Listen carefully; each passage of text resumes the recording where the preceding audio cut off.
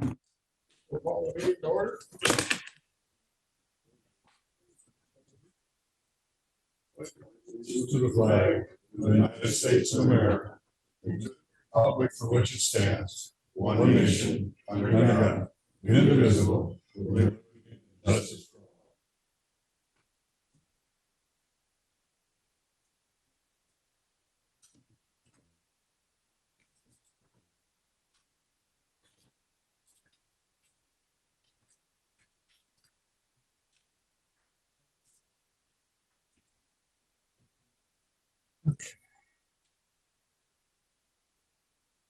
Somebody like to make a motion to approve the agenda. I'll second Teresa's motion. I'll make a motion. Okay, we had a motion and a second to approve the agenda. Any more discussion? All in favor, say aye. Aye. Opposed, motion carries. Approve the previous minutes from board meeting August 23rd, 22. I make a motion, we approve the minutes. Second. A motion and a second to approve the minutes. Any more discussion? All in favor, say aye. Aye. Opposed? Public comment.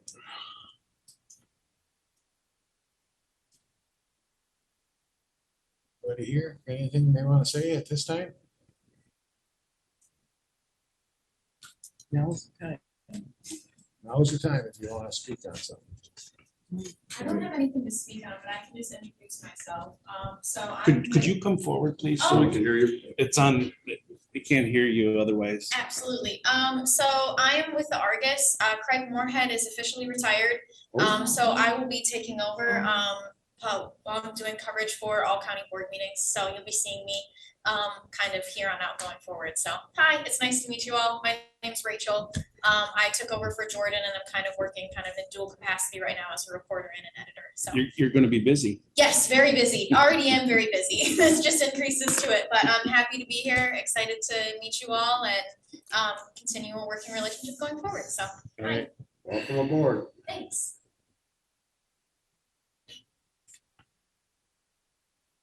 Anybody else would like to speak on anything, any issues that we're going through our agenda today? Get an opportunity at the end if they want to.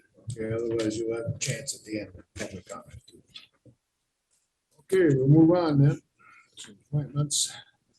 Schedule for the end of the year meeting 23 department budget request reviews. Yep, that'll be at the end. Yep. Of our agenda. Okay. Consent agenda. Anybody got anything in there they want to change? I just had a question on the number one there, this changing from fiscal year 7/1 to 6/3 to 1/1. Is this an ongoing thing or is this gonna be just this 1 year that they're doing this amendment? Anybody know on that by chance? John. Commissioner, There it is. let me see here. This is just a one-time deal. What they're doing is trying to move from a state fiscal year to a calendar year fiscal year. And so they extended the grant for 6 months at the current rate. So, and we don't have information on what the grant is going to be or what's available for the 2023 year yet. Thank you. So, but typically this is an annual thing, but the extension is just moving it from a state calendar or state fiscal year to a calendar year fiscal year. And in fact, Commissioner Myrie, I think you may have received a DocuSign on this. Yep. And so if you approve it today, then Greg, you could go ahead and sign that and send it off. Any other questions? I do have one, but not for you, John, Oh, but on okay. that number 3, the competitive search for deputy auditor treasurer, halftime. That's a new position, a new halftime position? Yes.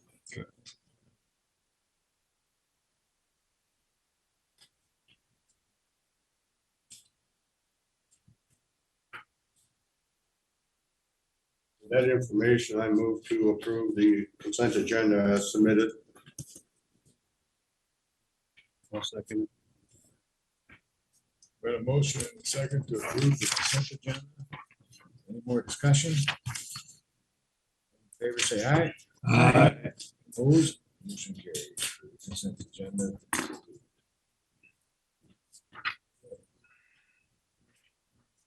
We move on to action items. Consider approval of the AFSCME MOA regarding the 2022 step placement. Yes,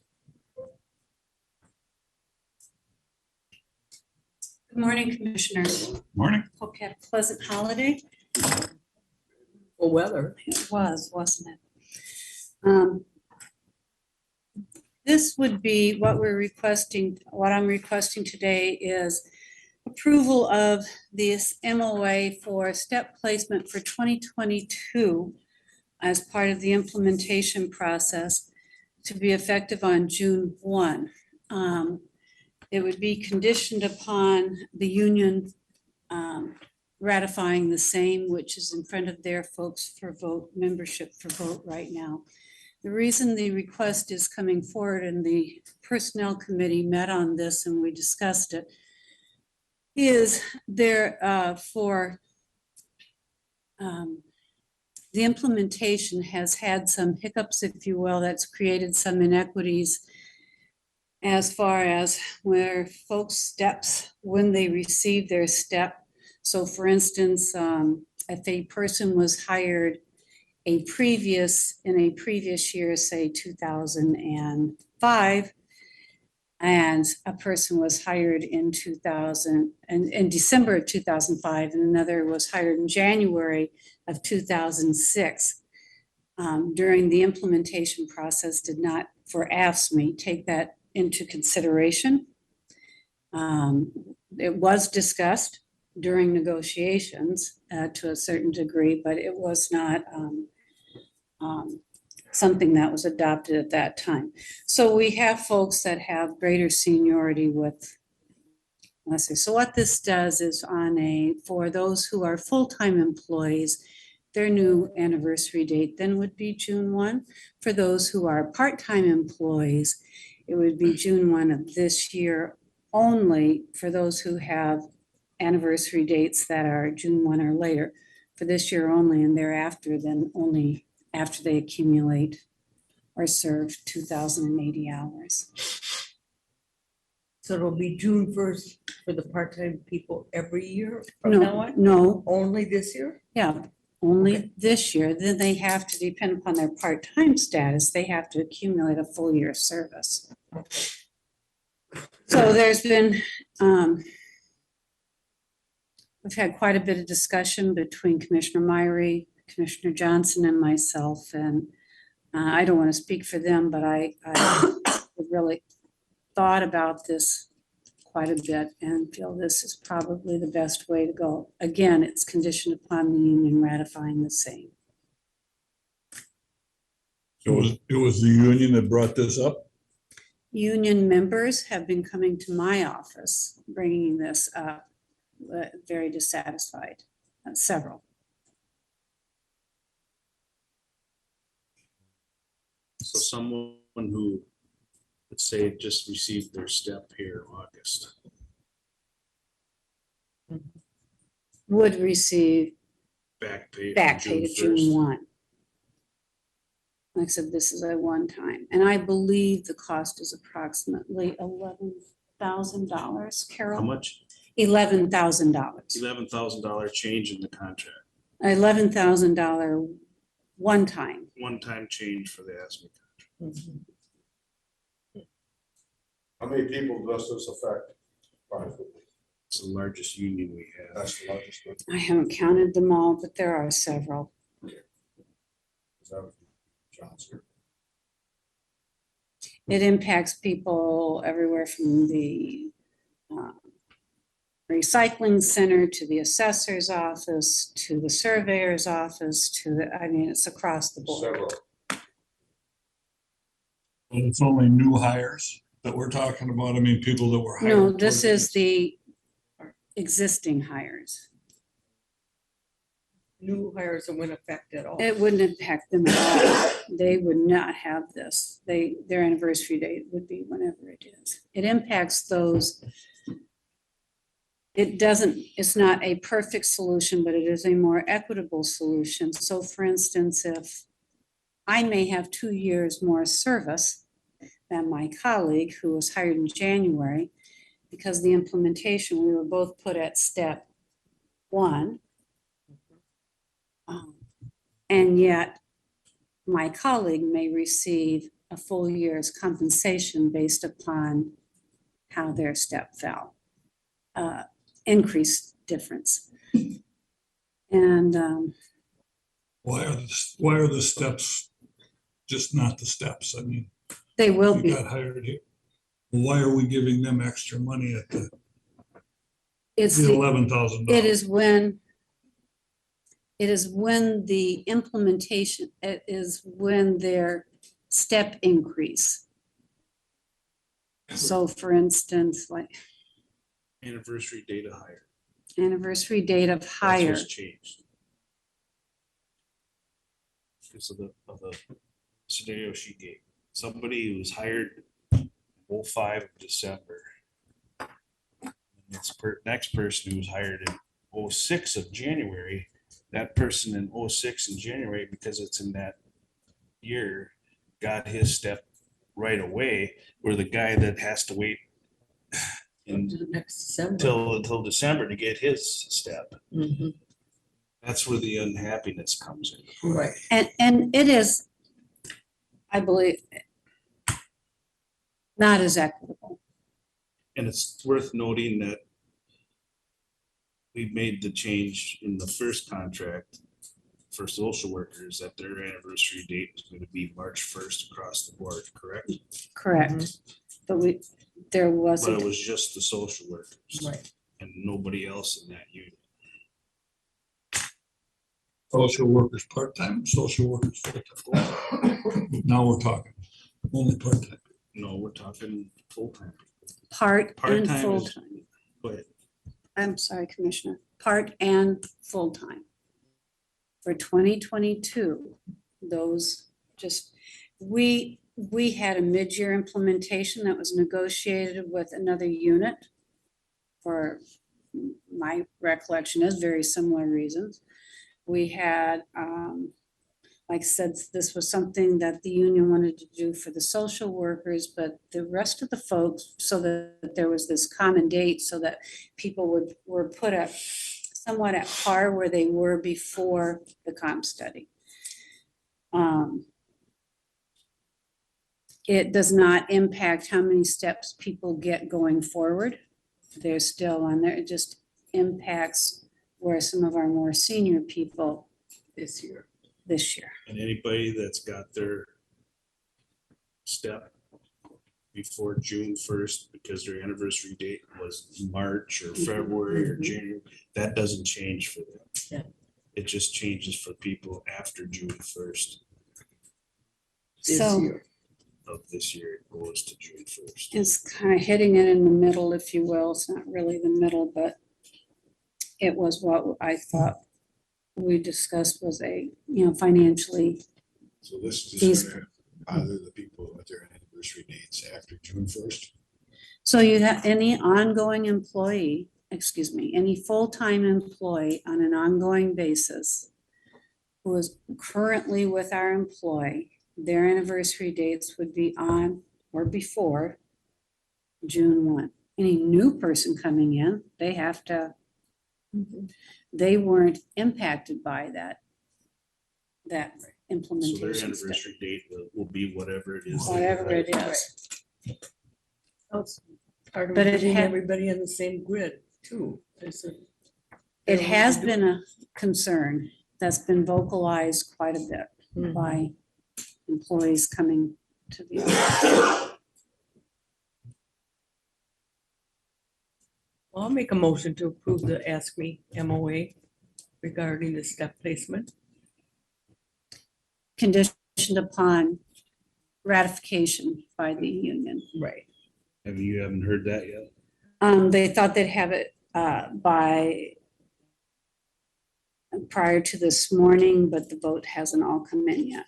So they thought they, due to vacation schedules and whatever their other things are, they needed an extra week. So they called me late Friday, let me know that. I'll second. There's been a motion and a second on approval of the ASME. Any more discussion? All in favor, say aye. Aye. Opposed? Motion carries. Commissioners, thank you. I know the impacted employees will be grateful.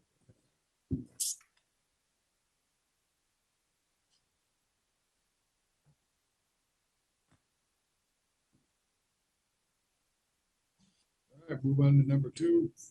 Consider approving a CUP for William Gardner to have a cabin in an ag district in Winnebago Township. Martin,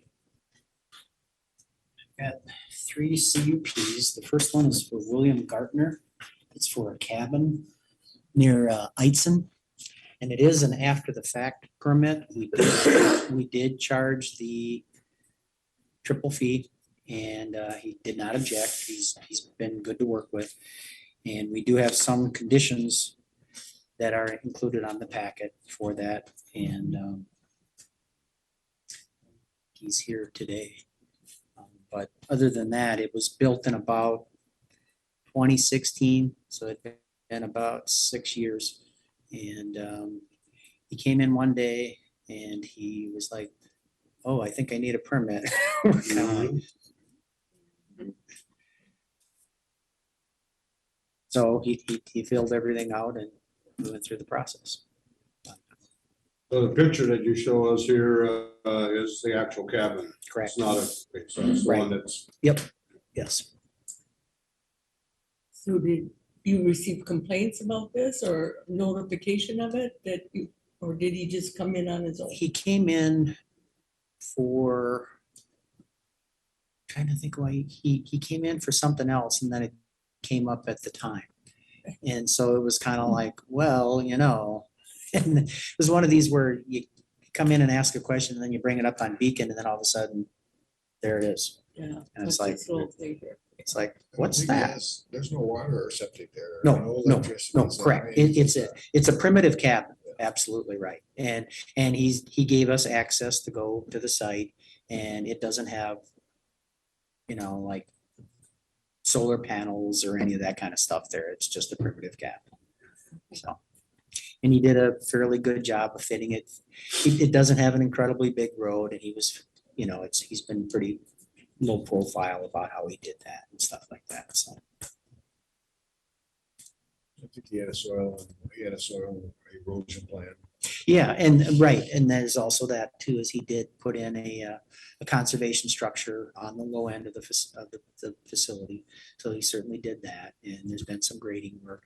And it was a skid mounted unit that was on top. It wasn't dug in any way. There were no posts or anything like that, and the site has not been ripped up. So all that looked pretty good when I was out there, so absolutely. Is this, and it was recommended for approval by the plan commission? Yes, Looked like it was unanimous. yes. Make a motion, we approve the CUP. Second. Okay, there's been a motion and a second to approve the CUP for William Gardner. Any more discussion? All in favor, say aye. Aye. Opposed? Motion carries. Okay, consider approving a CUP for Jordan and Rochelle Meyer to operate an agriculture-oriented business in an ag district in Winnebago Township. This is basically a farm store where they want to sell raw milk and then they want to sell some meat, but it's not regular hours like 9 to 5 every day type of thing. It's that they will notice when they're going to do stuff. So it has kind of a limited range of what they're doing. And what it is they're converting a garage over to just selling these things, but it's a case of they'll bring them out, have them ready to go, and then that type of thing. So it's not like a grocery store by any means in that type of situation. I did talk with Rochelle. There was some discussions about a sign And their sign is just gonna be on the side of their building. It's not gonna be out on a highway or anything like that, so there's no concerns with that.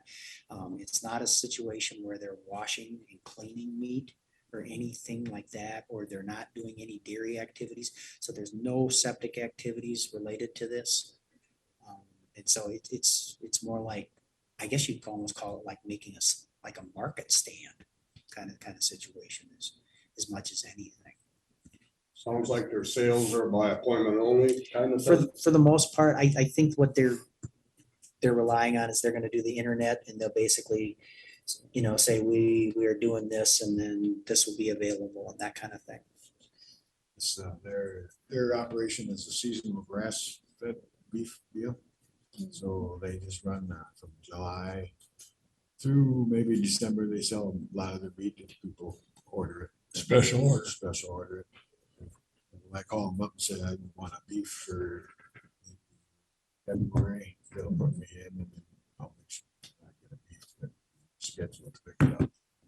So in a scenario like this with its raw milk and beef by order, so the Department of Health get involved with this or? USDA is improved. They're in there and they checked out the milking. Yeah, And that, Had to have a restroom in there, and they put that all in. And the shed that they're gonna sell the meat out of is just an old garage, they're just gonna put some deep freezes in there, so when people come, they can go in the garage, grab it, go, so nobody has to be there to take it. It's not gonna be a thing for like selling cheese curds or anything like that, it's just gonna be deep freezes, keep them big to eat up. So when you mention USDA, do they come and inspect periodically? Oh, yeah. oh yeah, Your grade A producer, you get inspected every 6 months. Yeah. You get your water checked every 6 months. So it's, they're monitored. Okay. Yeah, like, on wheels butcher shop that comes in, that's USDA certified. We talked about that before a while ago. Okay. I think there's no problem with it as far as I can see. yeah, the only question we had was with the sign and, at first they didn't, I brought up the issue of signs thinking that they wanted something out on a highway and they're like, no, we're not talking that. So it's like, okay, then, yeah, then Only other question I got is you alluded to a land transfer. Is that's that subject to the that's- transfer first? what we're waiting for is to get a good description recorded with the recorder's off, or basically they bring in a good description. What happened is the property was sold, and I don't know if you ever seen the property, but there's a lot going on. It's incredibly busy. And so Gordon Meyer and some of these other people are not part of this. And so we based the application on what was available at the time, which included Gordon and Barbara and Lee. And so, but at the end of the day, they're like, we don't want to be part of that. And we're like, we understand that, but here's the situation is that we had to go with what was available to us at the time. And they were like, that's fine. And so our position is we're certainly willing to give this consideration, but understand that in a timely manner, you get it recorded. So our conditional use permit, jives with what's recorded in terms of who the owners are. Does the conditional use permit go with the land anyway, no matter who the owner is? So even though Gordon's doesn't want to be part of it, he is on the, At this point, yeah. Yeah. so, So Gordon, Jordan and Rochelle bought out one. Yep. So Gordon, he's moved out. He has. right, also- but it just hasn't been officially recorded that way, but it shouldn't matter. If it's in his name, it'll get transferred to Jordan. The CUP Right. stays with the land. Right. What it came down to is in the notice, when we did the notice for the CUP, we had all their names on there and they were like, whoa, we're not part of this. And we go, okay, and then we started to peel through it. So, There's like 3 houses out there. And it's Sounds like it's got no objection to it, so I move to approve the CUP for the Ivory Farm. I'll second. Okay, there's been a motion and a second to approve the CUP for Jordan and Rochelle Meyer. All in favor, say aye. Aye. Opposed, motion carries. Item number 4, consider approving a CUP for the U.S. Fish and Wildlife Service to repair a levee in the floodplain district in Hoka Township. This is a little bit of background. The property was recently purchased by the U.S. Fish and Wildlife, but it's been a case of that when the levee blew out, there's been some farmers that are impacted, and so they approached the U.S. Fish and Wildlife with the idea that they wanted this to be repaired. And U.S. Fish and Wildlife what they did is they actually filled out the application for them. And so we're in a floodplain. That's how we're part of this situation.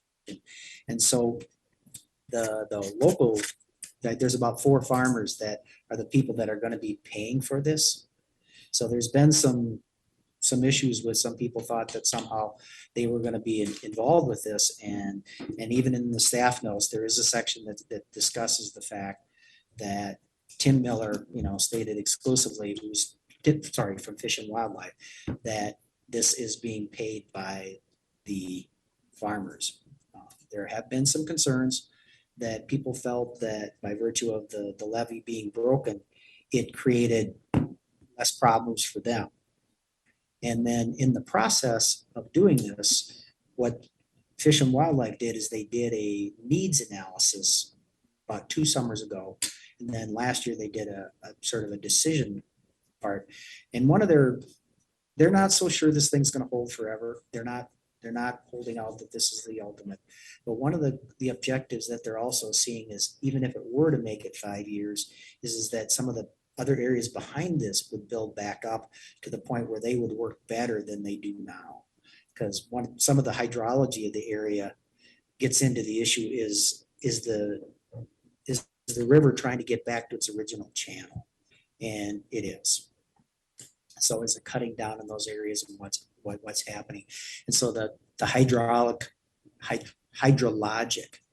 analysis in that is sort of showing that, this isn't perfect by any means, but their guess was 1 out of 5 years that it may fail. So they're hoping maybe at that point. Obviously, the local owners believe it will last longer. There certainly were discussions from the board members in terms of various things, in terms of the setbacks. One of the issues that comes up is kind of interesting with the levees is if you can set them back farther, ice flows are less likely to punch through. Well, with the DNR and some of the other things, they don't like the levees being set back that far. So we got into a discussion on that. And then at the end of the day, I think everybody, at least I hope they did, is they understood that this is being restored to match what it was. It's not in any way going any higher or wider.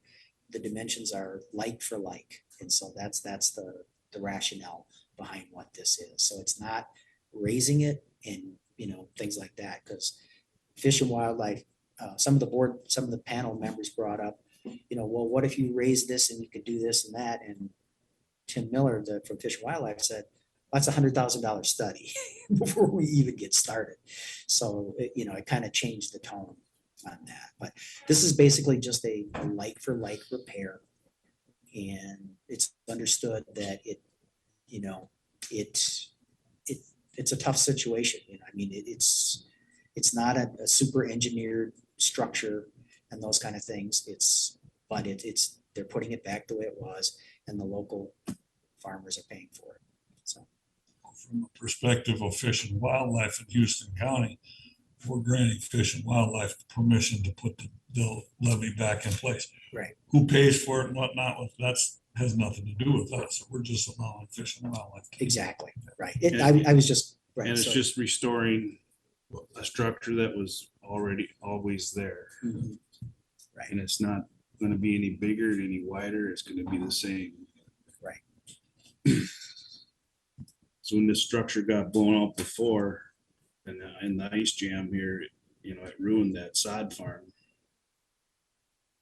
since then, he sold it to Fish and Wildlife, and the farmers on that side of the road, on that side of the river are affected by that. Every time the water goes up, it's not flooding anywhere, but if it goes, it get, it rises and lowers. It goes out there and floods real easily, and it wouldn't need to be that way. So, I had quite a few calls over the last couple weeks about it, and one of the concerns was the lack of notifications over the last couple years. That landowners didn't even realize that this was a work in progress of them restoring the levee, which, that's a legitimate concern. And then the idea of spending 35,000 plus to restore something that's probably gonna more than likely be blown out again. It's a lot of money. And then there was concerns about who was really paying for this. Well, I had that clarified this morning, that the landowners that approached the Fish and Wildlife are the ones that agreed to pay for it. But there again, it doesn't make any difference for us as far as the paying, but there's a lot of people concerned about a lot of money being spent on something that more than likely won't hold up. Who knows? I mean, Right. we don't know that. planning commission approved this. Unanimously, yes. During the planning commission meeting, was there a lot of complaints about it? There were three, and one of them was, two were, basically, they were, as Commissioner Johnson said, they were thinking that, they would be impacted by virtue of not having have the water go to the other side, that, if they fix it, then that means it's going on them. So it's kind of a flipping from one side to the other was one of the issues. The other one in the notes that was read was they just objected to it because they felt like these people were getting preferential treatment by virtue of this activity. And, that was basically that. So those were the three that were there. Jerry Martell brought up the issue of the city of Hoka, in terms of that. And it's hard to really do the analysis to go back to that distance. This is a little farther downstream in terms of where that would be. So there was a lot of general discussion on that kind of thing. Fair amount of discussion, some discussions on notification to a certain extent. And Tim Miller did bring up that issue. One of the nuances that did happen, my understanding is I wasn't part of it, but is that they notified Hoka Township and they didn't notify the city. So there was some confusion there, apparently. But in terms of, and then they held, as I alluded to, they held two meetings. One was in, I think, July of 2020. The second was in July of 2021. And the first one was an alternatives analysis. And it doesn't sound as if it was done to the full scale of what Fish and Wildlife would normally do for a real large scale project. It was certainly open to the public and people knew about it. And there potentially it could have been that, maybe not everybody was notified, and comments were taken and they were given consideration. And that was partly how they got to the decision that they did. They looked at 7 different alternatives and they really didn't take any of them. And they kind of went with a hybrid of them. And then in July of 2021, then they put together their decision presentation. So They also had a public meeting recently before the planning commission meeting. Right. For public input. It's worth noting too, I know Jerry Martell's concerned about Hoka, but he also commented that there's a blowout up on Walker's along there that blew out from 07. And so that's a relief valve for Hoka, the city of Hoka. With that. Fish and Wildlife owns that chunk of ground too. To me, I think this is just a replacement of a dike that was always there. And it has been reviewed by the planning commission and recommended for approval for Fish and Wildlife to replace that. So I make a motion that we approve the CUP for Fish and Wildlife. I'll second. Okay, we had a motion and a second to approve the Fish and Wildlife, to approve the CUP. Any more discussion? Just a question. Question. By doing that, I mean, I know where this is, and when you can see it when you go down County 7, what's going on. All the land on the side to the north, most of that is Fish and Wildlife, DNR. Right? Yeah, pretty much. So on the other side, the south side of the river, that's the people that own the land that if the river comes up and it doesn't flow through over there, it's gonna flood on their side. I mean, I know there's people that, No, that's not true, Bob. The people that own that land are private landowners. There's David Welke and there's Tom Langen, Jim Chapel. Oh, he's on the south side. he's talking the north, and North that's, side. that's what I was asking, is there, That's a lot of private landowners down that way. so they get affected by this as Yep. well. And they're the ones that are paying for it, Right. those four. Right. Basically. The people that have it on the south side are gonna, it's gonna affect them because the river comes up, it's gonna go that way instead of the other Well, way. you got County 7 there that Mhm. But acts there is as, land acts along as the a, edge there. acts as a dike there. Mhm. There is a little sliver right here. There's a sliver, and down below, there's people that have their horses that Yes, pasture out there and whatnot. and Well, for there's also that big sharp turn there down by Welke's that, you know, in the case of a high flood, it's gonna go out there too, so. Yeah. Yeah. Okay. Any more questions? Okay, all in favor, say aye. Aye. Opposed? No, Okay, passes 4-1. thank you. So, mhm, yeah. 15 pages.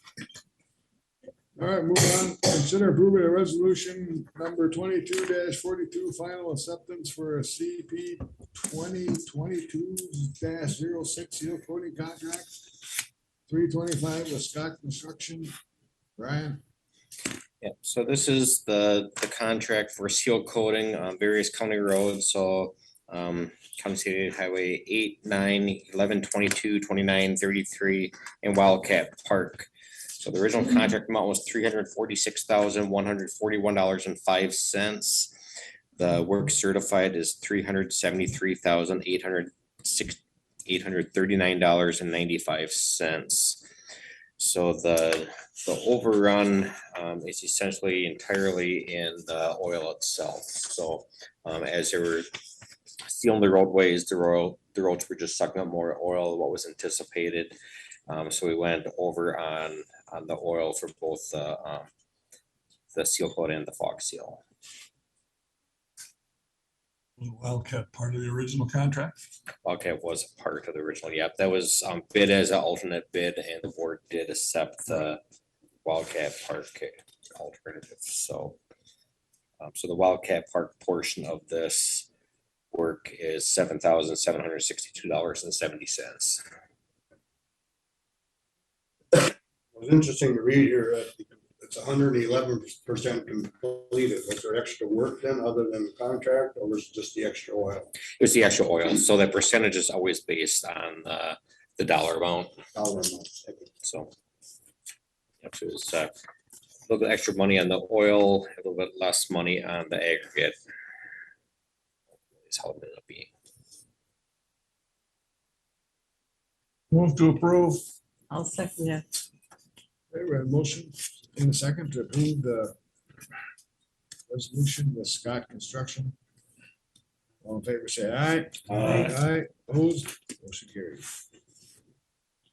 Go on to 6, consider approving a resolution number 22-43, declaring a state emergency for conditions resulting from the heavy rain floods events on August 24th, 2022. Mark?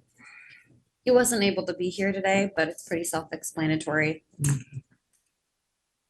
I move to approve state of emergency. Second. Got a motion and a second to approve the state of emergency. All in favor, say aye. Motion, anybody opposed? Motion carries. Consider approving abatements from taxpayers requested by County Assessor Lucas Onsted.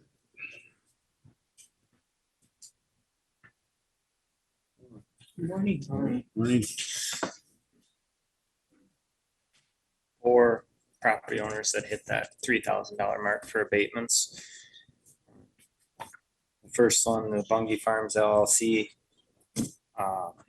That property was confused with another Bungie properties in the county that went to non-homestead, and their homestead was removed off of this Bungie Farms LLC. This is the one down by Eitzen.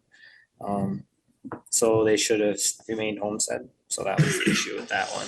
It's a homestead back on. The next one is for Kyle Buxengard. That was kind of a similar situation. They have a house, they bought a house in town, which they use for daycare. It was assumed that they moved to town, so they lost their homestead on their country property. It should have remained homestead because they still do live there. They use the house in town as a daycare, so. And the house in town does not get homestead. It does not get homestead, yes.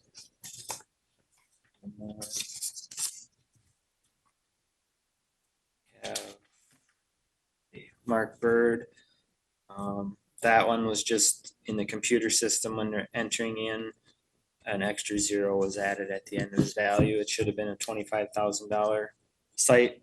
It went in as $250,000. So that one is the other one. One too many zeros. Yep. And then the last one is Randy and Leah King.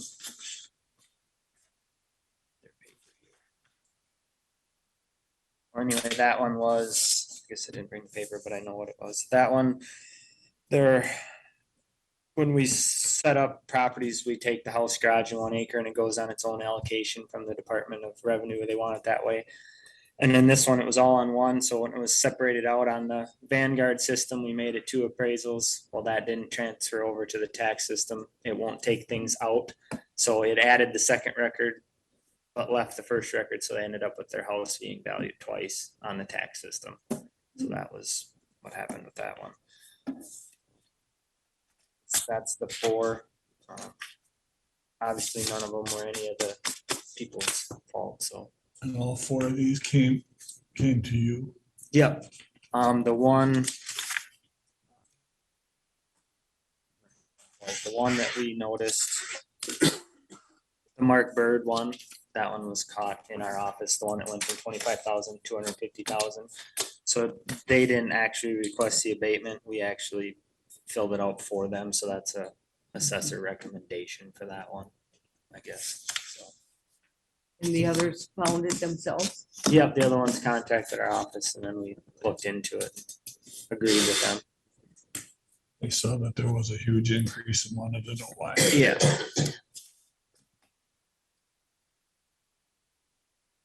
That's all. Looks to be that they've covered everything, and I move to approve those abatements for the taxpayers as requested. I'll second it. Good thing. Got a motion and a second to do the abatements for the taxpayers. Any more discussion? All in favor, say aye. Uh, Opposed? Motion carries. Thank you. Thank you. Go on. Board updates. Well, let's see, we had a personnel meeting last week, me and Eric last Thursday. Went all right, I guess. I don't have nothing coming up this week that I know of. So I don't have much more to say. Quiet, really. Long weekend, you know. So you wanna go next, Teresa? Sure. The only big meeting I had this week is a state extension meeting. Last Wednesday up in Minneapolis, next to the state fair. So the rest of the family all went to the state fair for the day while I went to meetings for the day. But extension is one of the best committees to be on because everything there is positive. They're doing very well with their education process, their websites, they're working with food shelves, they're working with, of course, the opioid situations. They're getting a lot of farm to markets for food shelves across the state, which is really helping a lot. It was a very good meeting. So that was my big meeting. Rest of the time I was sick for 10 days. Oh, I got stung by wasps and I'm very allergic. Good thing you weren't up there paid the Saturday. price. Good thing you weren't up there Saturday when they were shooting at the place. Yeah, I was on medication. I ended up in urgent care. Yeah, it was fun. But I was bound and determined to make the extension meeting. I got up and Dick asked me how I was feeling. I told him wonderful. That's all I would say. I'm going to this meeting no matter what.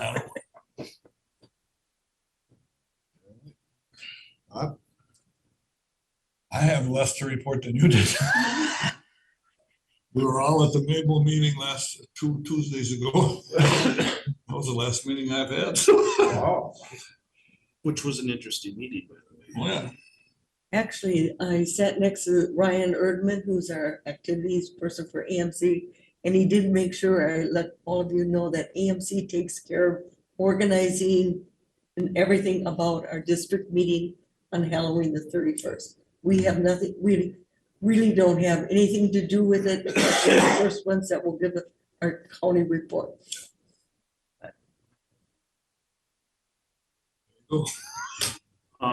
Yeah, we had a public health meeting. Most of us were there. All of us. All of us were here. John wasn't there, but I'm sure he's been filled in on what all happened, but there were some interesting developments there. I think we need to discuss further. Mhm. And we had that, like Greg said, personnel committee meeting. Had a lot of discussions there, which some of it was put forward on our consent agenda today. I was wondering if you guys got a letter from Wadena County. Yep, You did? You all got copies of that? yep, About the tax disparity issue? yes. And Houston County is one of the higher tax counties in the state. I think our tax rate was like 61%, I believe. But anyways, an interesting letter. I gave it to Luke to have him review it and look over it and see what his thoughts were on it, so. Just thought I'd share that with you. Did you get one? No, I It's a don't. very, Can I see yours? sure. It's very, it lists every county with their tax rates When on did you it, get that? everything. August 26th was the date on the letter, so I probably got it. Oh, I think it was last Friday or Mhm, it Saturday, just or came. Thursday or something. Right. I didn't know. I'm about to look again. Actually, We had a No. comprehensive land use plan,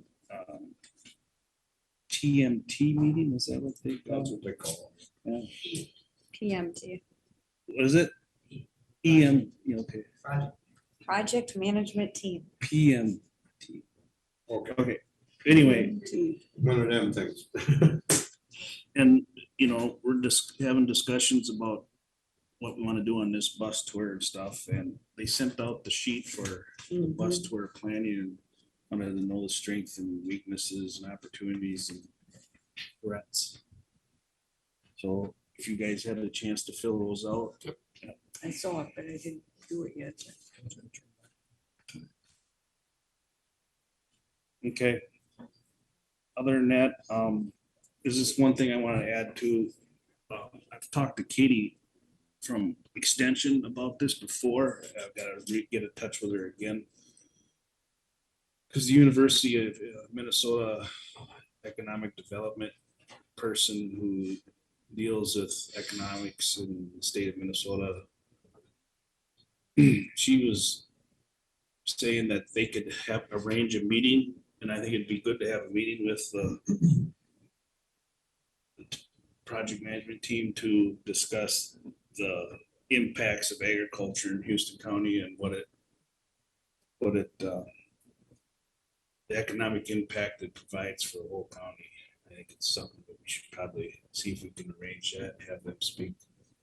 So you're gonna talk about the changes that have taken place or are taking place in the I don't know the details on how they would look at it. I would think they would just look at it as raw numbers and their impacts of what they, the agriculture does for local communities and businesses and stuff like that.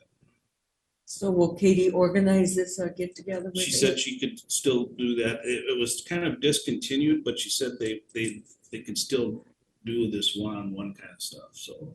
Katie and I did meet, and for the EDA side of it, we are gonna invite people and we're gonna do it in, I think, January or February of Okay. this year. But if you just want some basic information, I think that is being compiled, so it could be useful for Yep. the comp plan too.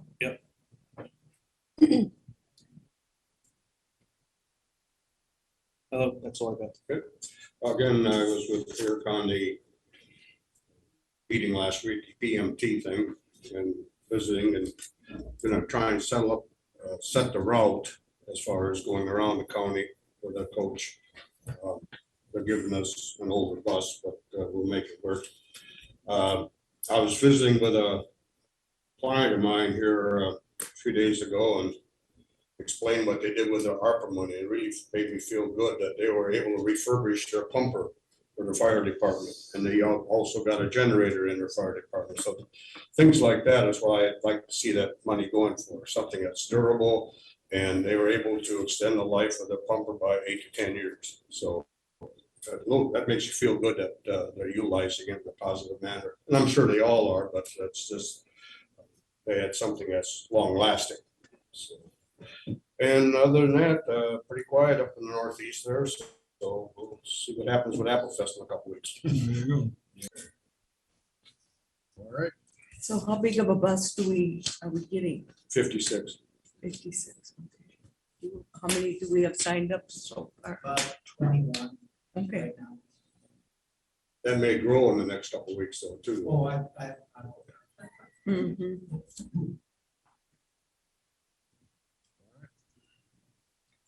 closing public comment and then go to the budget. Okay, we're on the show. All right, any more closing public comment here? Anybody want to speak? Now's your turn.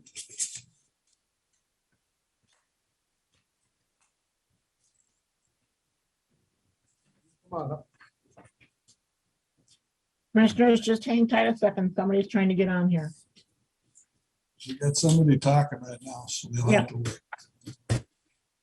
Tim Miller is on. That Tim Miller just came on, Commissioners. You might want to ask for public comment. Tim's got to wait. We got somebody else in the chair that's going to have a public comment. Okay, I'm one of the landowners on the south side of County 7. Sent the letter and stuff. 2 of these meetings we never even heard about. You know, I never got any notice at all that they were gonna have them at all and stuff. The first one was, I got a phone call saying they were gonna have a meeting at the town fire station in Hoka the day before the meeting was. I couldn't make that. I was out of town and stuff. I think it's a lack of people being noticed what was, or, you know, letting know what's going on and stuff. But when it floods, you know, after that blew out, all that water goes over, disperses good, you know, even out across on the north side of the river from my place. But when it comes through over on my place, it comes through in such a small area. It just tears everything up. It tears the old railroad tracks up, which Carol Mower owns. It washes big rocks out into my field and stuff. I have to clean all that up. And from there, it goes down into Larry Krybeck's, tears my fences down and his fences down for his horses and stuff like that. That was my only concern about it. You know, why can't we just leave it be as it is, you know? Especially if it's just gonna wash out again. Mhm. I guess that's all I have to say about it. What's your name? James Zabrowski. Thank you. Thank you. You bet.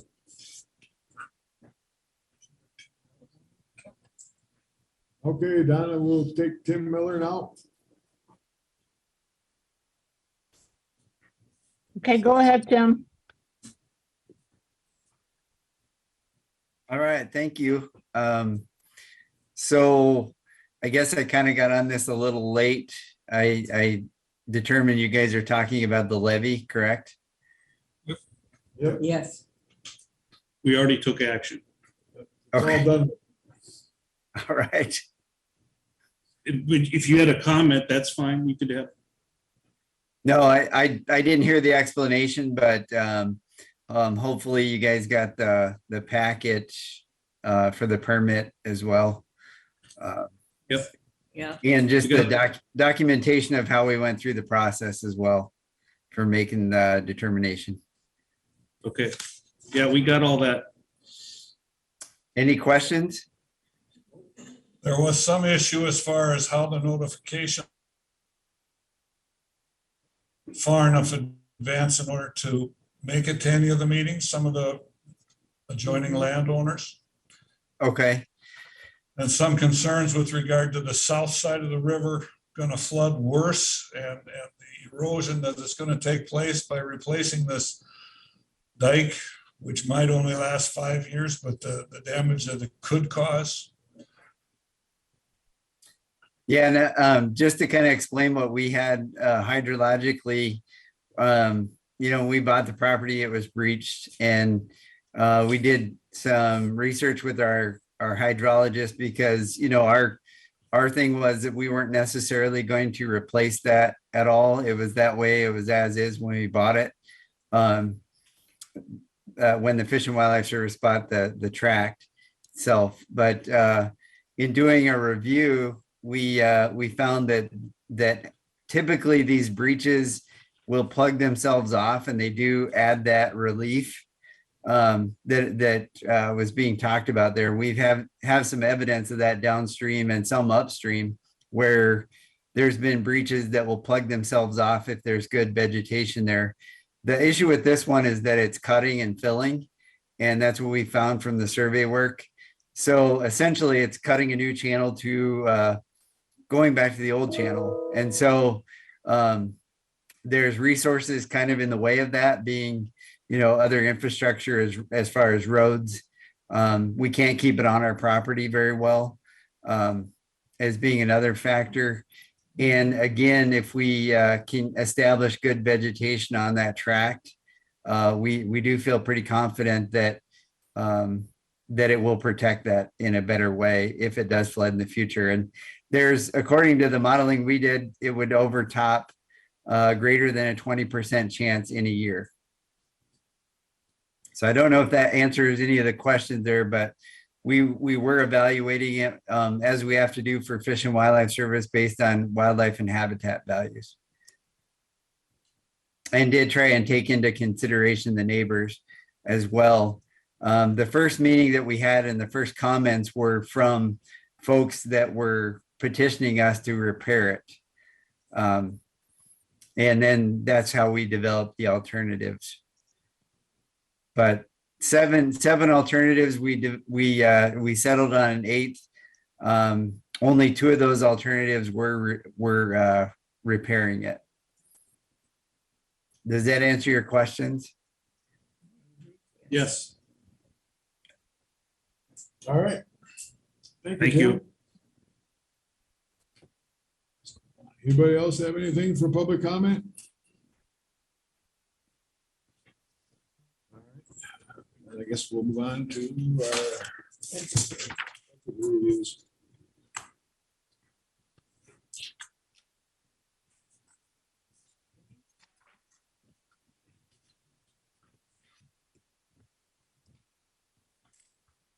Who's first? I guess I do the short straw. Like kind of the smaller. Just got one. And we'll do Rob. I think I have the page numbers, page 19 and 20. It's IT.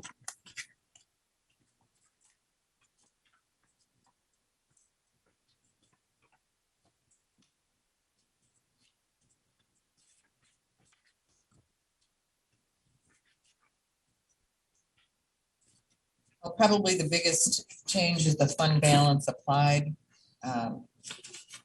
The 2022 budget, there was ARPA money that was like put into his budget, so that was reduced by the 77,344. But then the offsetting computer hardware decrease was just 47, so there's an increase there. Okay, increase that to 15. With ARPA money, awesome. We get to use it and then we buy hardware and stuff. But we got to get back onto our regular rotation because ARPA money is not going to be there forever. 60 is where we've been pretty consistently prior to COVID and now even after COVID. Even though stuff's getting a little more expensive, we're still trying to keep it, our hardware at about 60,000. That covers laptops, printers, network equipment, servers, anything that we need at the time. Some of the bigger purchases that we got to get through with ARPA, you know, we did spend quite a bit on infrastructure, so we're pretty solid for a good while on that. But we just got to keep our rotation going so that we don't get into a situation where everything has got to get replaced at the same time. So that's just bringing it back to the pre-COVID dollar amount. The rest of the stuff, there is a slight increase in training. We are moving to Microsoft 365.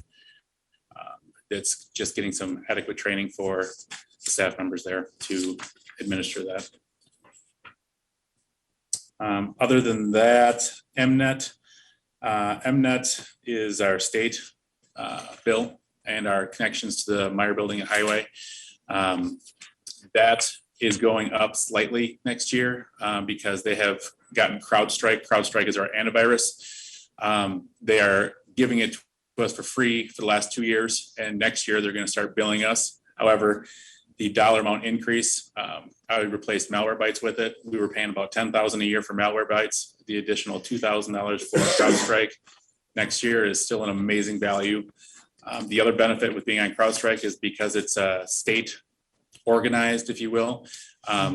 All the other counties or many of the other counties have jumped on this, and it's a collaborative where there's a central management that not only are we looking at our systems, but the state is also. So it's helping us stay on top of the new threats, cybersecurity risks, stuff like that.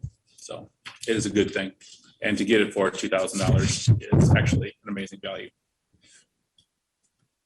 Other than that, I think GlobalSoft, their software goes up, I want to say approximately $500 a year with their increase. The other stuff is pretty much the same. I took out MCCC indirect costs because that the last couple of years didn't get used, so I reduced that. Other than that, those are the changes.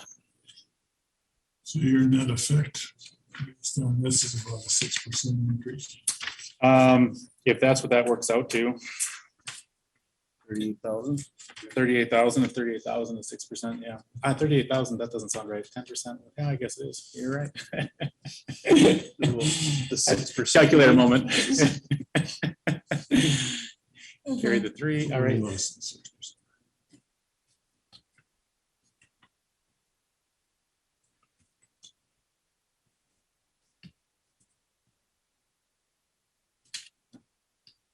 Well, I don't see any. All this stuff is out of our control. The way it looks here. Question I have, I mean, it's like you said, ARPA isn't gonna last forever, but Right. is there anything that we can transfer from ARPA to? I think once we get through everyone's and you know, really can put everything together, because we just got, actually, I still have 2 that really haven't been updated by the department head. So we'll then take a look at what could possibly be paid for with ARPA. I know there's some technology upgrades in human services that they're looking at also, so we'll just have to see where we're at. This room also is still on the docket, isn't forgotten, but it's exclusively ARPA dollars. There's no money budgeted for it specifically. Right. The software support for taxes, that's the Vanguard and Yes, Vanguard and Mintax. 50,000. Actually, I guess That's a big one.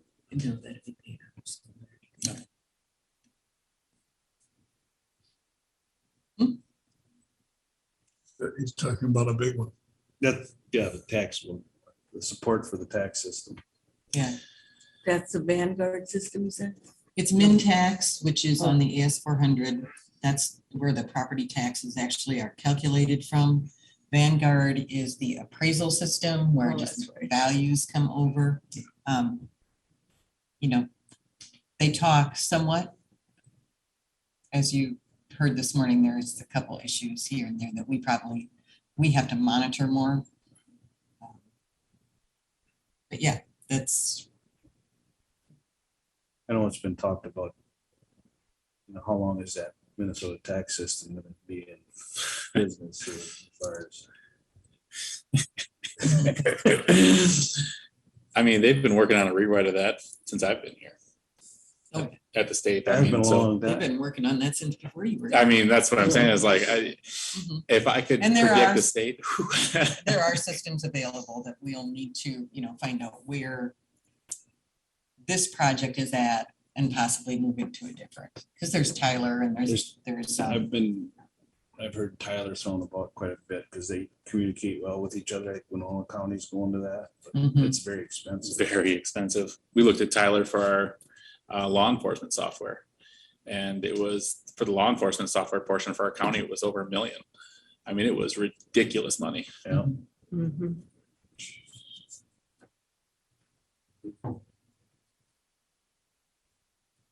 Okay. Yeah. Thank you.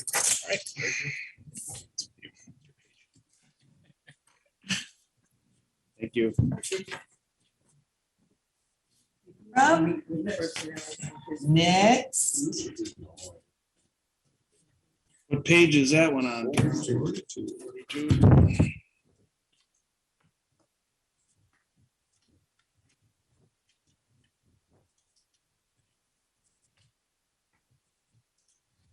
Worth noting a lot of this changes the wages too, because of the new wage grid.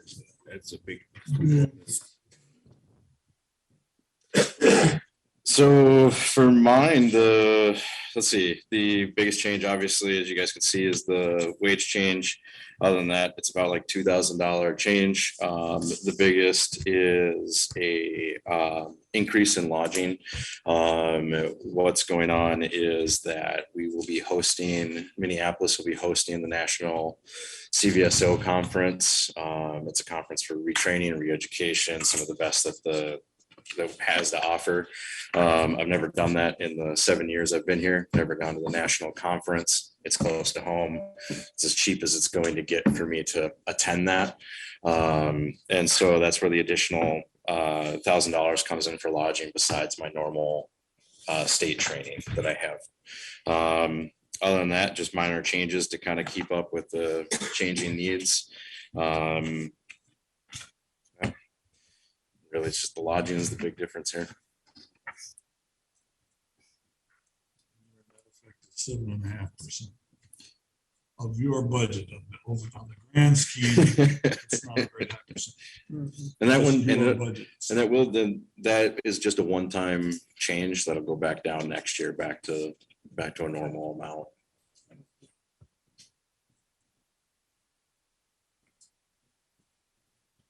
You don't have much that qualifies for the ARPA. Mm-mm. That would fit ARPA. Someday when I get a vehicle, you know. Someday, we You might still get a haven't gotten vehicle. that thing yet? Oh, no, all the vehicles were canceled. They're reordering. This one might actually be. Someday, in the works. someday. I- I'm not holding my breath anymore. Mhm. So. That's a good idea. Other one's still working. Yeah, that one's still working, thankfully, so far, so good. Yeah. Oh, let's not talk about it.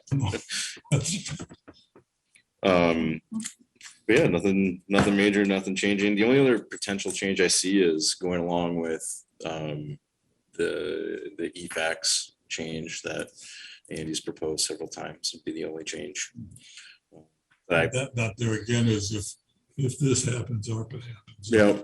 So it's not gonna affect the budget. Because I think I have a fairly big fax budget, in my opinion, in the 21st century. So, Right, you actually, you pay for the line right Yeah. now, and that would be eliminated and it'd be per fax Yeah. cost, which that line item would go down. At Hopefully. 6206. It's just the initial buy-in that we'd actually probably use the yeah, that's what I'm saying. It probably gets sucked up by that. part of that. But in future years, it would change.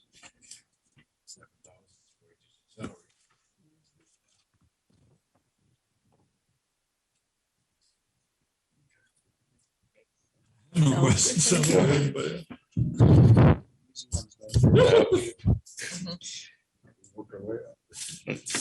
No other questions then? No. All right, well, you guys have a lovely day there. No, we do. Robert. We do, absolutely. So it looks like Martin. Page is that 18. He's got three sets. Yep. It's 32 and 34 to start. 32, 33, and 34. That's the planning and zoning portion.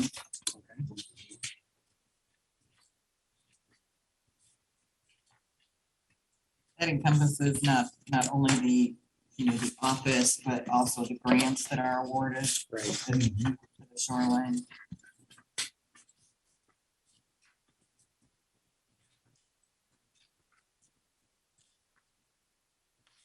That's one thing that we're trying to do is with, we're not, for the septic part of it, or with the, is we're using less consultants, so we're gonna try to knock that number down. So you'll see some change there, trying to drop that down. Other than that, most of them are really kind of the standard things. In other words, wages, those type of things. There aren't big jumps on any of those types of things. As Carol said, the base grants and all those type of things are pretty much staying where they're at. In terms of other changes, not for planning and zoning, it's really just, we're still holding some money for the consultants because we're likely to get a few applications for septic systems that are going to need the advanced certification, like mainly campgrounds. We're running into places where they're small lots and you need bigger systems. And so all of a sudden they're going to start to use additional treatment techniques. And those are areas that we're looking at. But I also certainly talked with Amelia that at some point we may try to get to the point where we get somebody certified to the advanced level. So we can potentially even do those.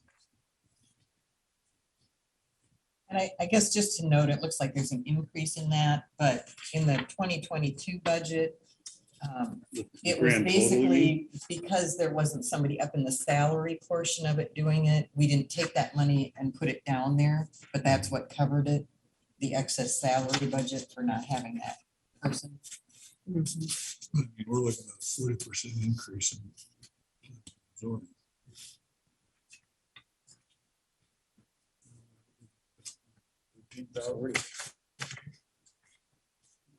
$44,900 to $64,600. It's a $19,700 increase. Am I reading that wrong? The 22 budget versus 23 proposed on page 34. difference of 19,695. And I can look at that too, because a part of it could actually have to do with the allocation of the different people in the office and where their salary was put. See, that just changed today too. Right. Mhm. Right. But not where her salary is allocated. Amelia has always been 100% Department 107. Holly was a split between zoning and 391 and 392, but now she's just 391 and 392. So all of these changes I can put together, you know, how it actually affects each of these budgets. Okay. Because now Amy is actually a portion here. She 100% salary. I think she's, I think Those allocations of the people's salary within the department make a difference too on that. And yeah, the changes that you approved this morning will run anywhere between 25,000 and 52,000, depending on the health insurance that the new employees take. Not all in zoning, that's just the overall for the auditor, treasurer, and the zoning.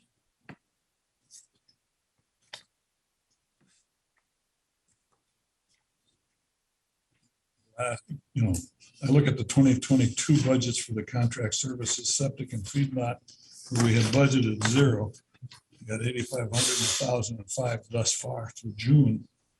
So we're doing 4,500 and 1,005. So we're still going to be contracting for some, and that's what I was alluding to is that we have potential with campgrounds and some of these bigger systems that we're pretty sure we're still going to end up doing some, but we're certainly trying to get to the point where we'll really get that number down even less. So who do we contract for that? G-Cube did some, and then basically it's most of the septic designers that are at the advanced level that can do the higher end systems. The things that have unique treatment systems to them, or they have well, basically unique treatment systems would probably be the best explanation. So that contract with GQ was still in effect? Oh, no, they're just an example. I'm just No, sorry. this would be on a case-by-case basis. Right. There isn't any ongoing contract Right. for any of those services anymore. And I think all of the ones that went through the end of 2020 have actually been completed. Yes, right. But we did have costs in 2021 because they weren't finished by the end of 2020. And that's where, when I was coming up with that number, that was my rationale, is to maintain some for that, thinking that we're still gonna have some. So are we all licensed now for septic and everything? I'm still working on mine. Amelia is fully licensed. So on the feedlot base grant performance. That's proposed to be less. Yeah, there was, Goes from 42.5 down to 35, right. 888. Yeah, and there was, I'm trying to think of what that, I guess I had asked and right, we had the base number, and then the answer is yes. In terms of what the reason was, is it seemed to me that it was like a percentage distribution. It wasn't something that we screwed up or anything like that in any way. It was more like they were saying that the money part of it was, there was either, I think there was basically a bigger draw statewide for its use. Is that, I believe that's what Amelia was talking about. yeah, and something about our county match. That could be too. There will still be the opportunity for performance credits, but it does reduce. the See, county's those are credit. performance credits that we get that money on, and I was just wondering if we were doing enough to capture all that we could on that. That'd be a question for Amelia. Yep, I can follow up on that.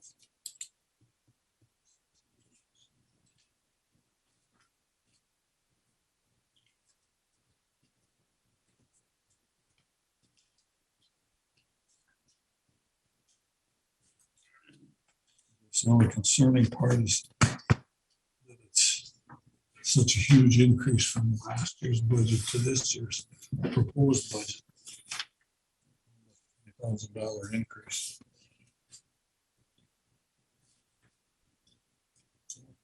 40%. We had so many zero things in the 22 budget that we plug into the 23.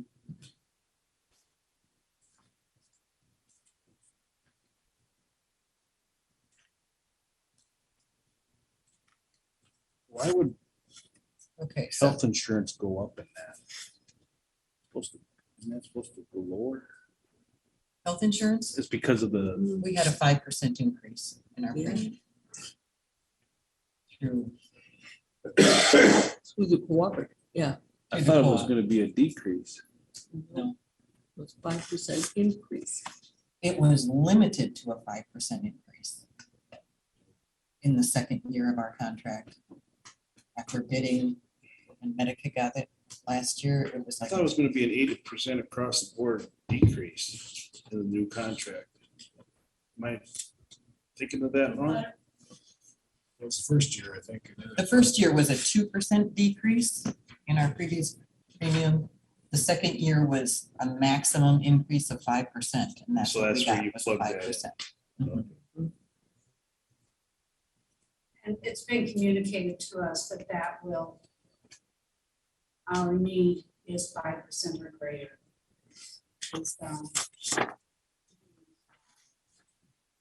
usage. Cost, increased cost of health services.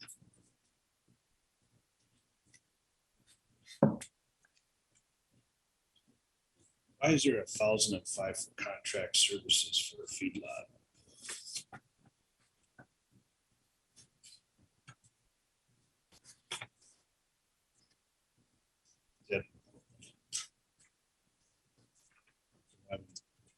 Someone coming in and check on feedlots, selling water services or something.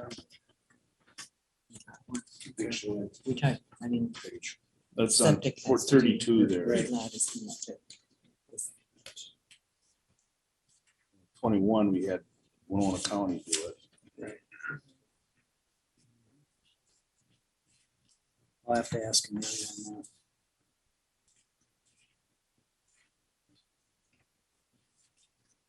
Use that one anymore, is it?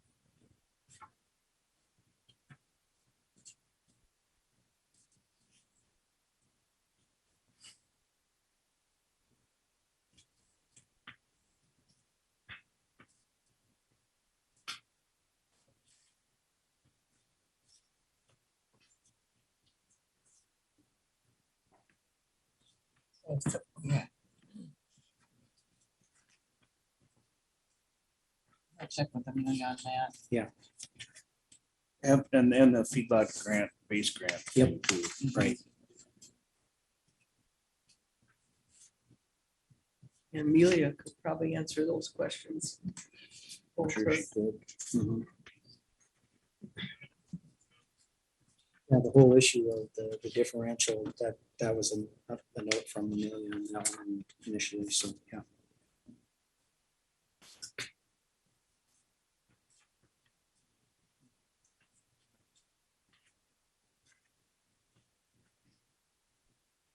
So the Water Planning Commission is actually it's administered through Soil and Water, and the 7973 is the amount that we have to levy for that. That's the 108 on page 35.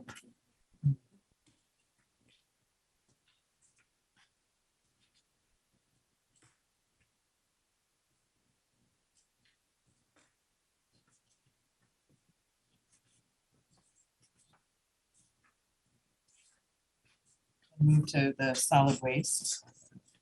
We'll make, I've got notes on the things to check on the zoning. 57.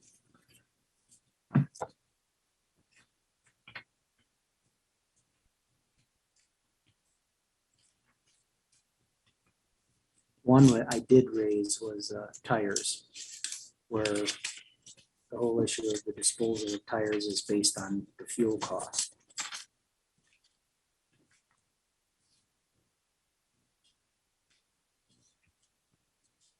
$42,000. 56 and 57. 56. I guess I was, yeah. I was looking at this one. Oh, okay.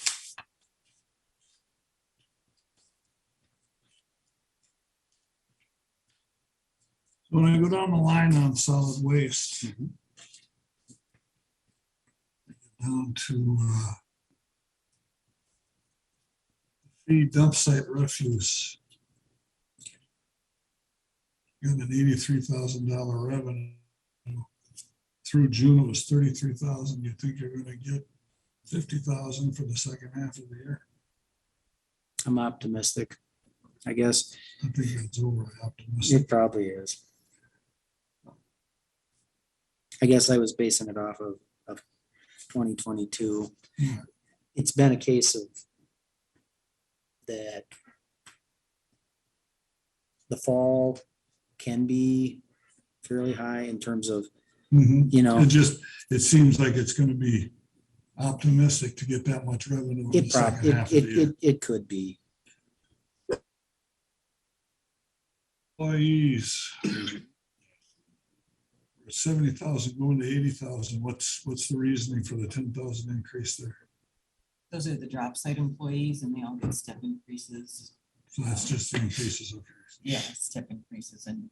So we're not adding employees, it's just. No, other than, no. And I guess 2021 was higher because we had those employees working when there was not recycling leads. Yeah, on page 57, then I look at the disposal fees for demo. 21, we geared it, for 21, it was almost 40,000. The budget 22 is 48,000. For the first 6 months, we're at 14,000 and we left it at 48.5. You think we're gonna have that much expense in the second half?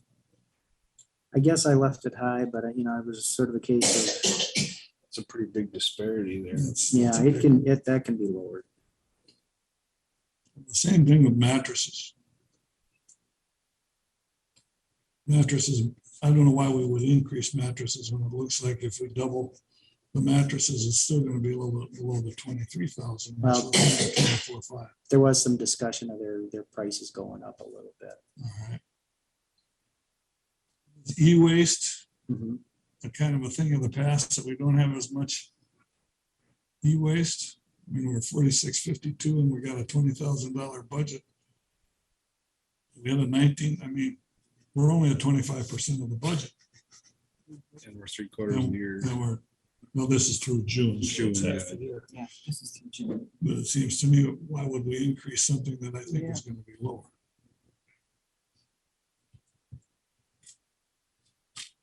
It can possibly come down. Go back to the 19,000. Yeah, oh. we could Or probably- more, we could because- even- we could I'd probably say go more lower. than that. We can probably go lower than that. Yeah. And I understand that the reallotment as far as wages and whatnot, but when you had a $62,000 budget in 22, and we're increasing that by 42,000. That's That's double. 2/3. That's a big chunk. That's a 67% increase. We need to find some changes there. Mhm. Okay. 750. So I think that, you know, the gas and maintenance for the recycling truck.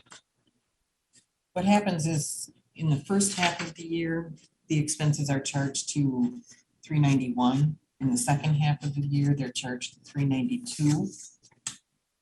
I think we're kind of doubling up on some of that. So we have to refine that one as well. I think that one. Take a look at.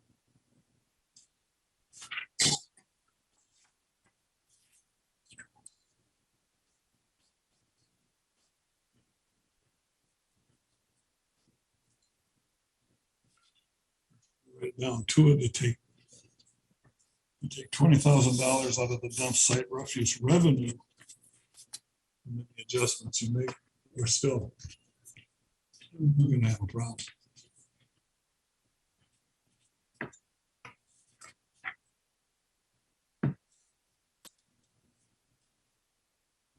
Recycling 58.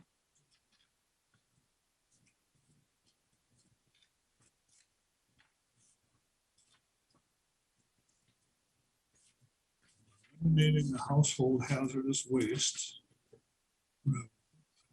That we talked about that before.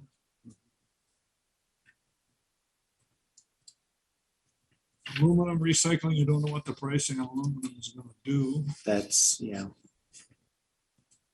And I think the aluminum recycling is kind of an offset. We have the revenue and then we have the expense of actually, we have to get rid of it. And I think they maintain a percentage. Look at the revenue from recyclable cardboard. We got a budget of 9,000. We left it at 9,000. Halfway through the year, we're at 8,800. We got almost 100% of that revenue in the first half of the year. Do we expect any? Did we quit taking cardboard? It's, cardboard markets are funny, but It might be funny, but it looks like we're understating what the revenue is gonna be based on the numbers right there. Year to date 22 is 14,000. We're at 8,000 6 months into the year for 20. Year to date 21 was 14,000. Halfway through 22 and we're at 8,800. So I think you could boost that revenue. yeah, that would help. I think so too. And I do think for a while, we were actually paying to get rid of it as opposed to receiving money for it. But that's that's turned around. So I think it's okay right now. Still getting paid for it. I'll check for sure, but I believe yes.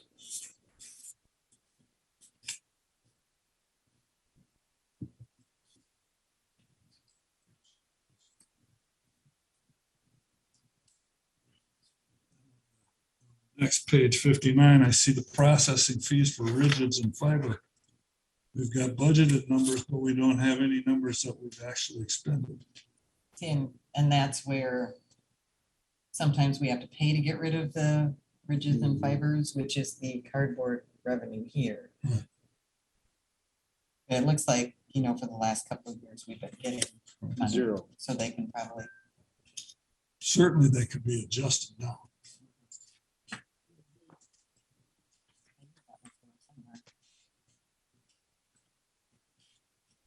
Whereas paint probably should go up.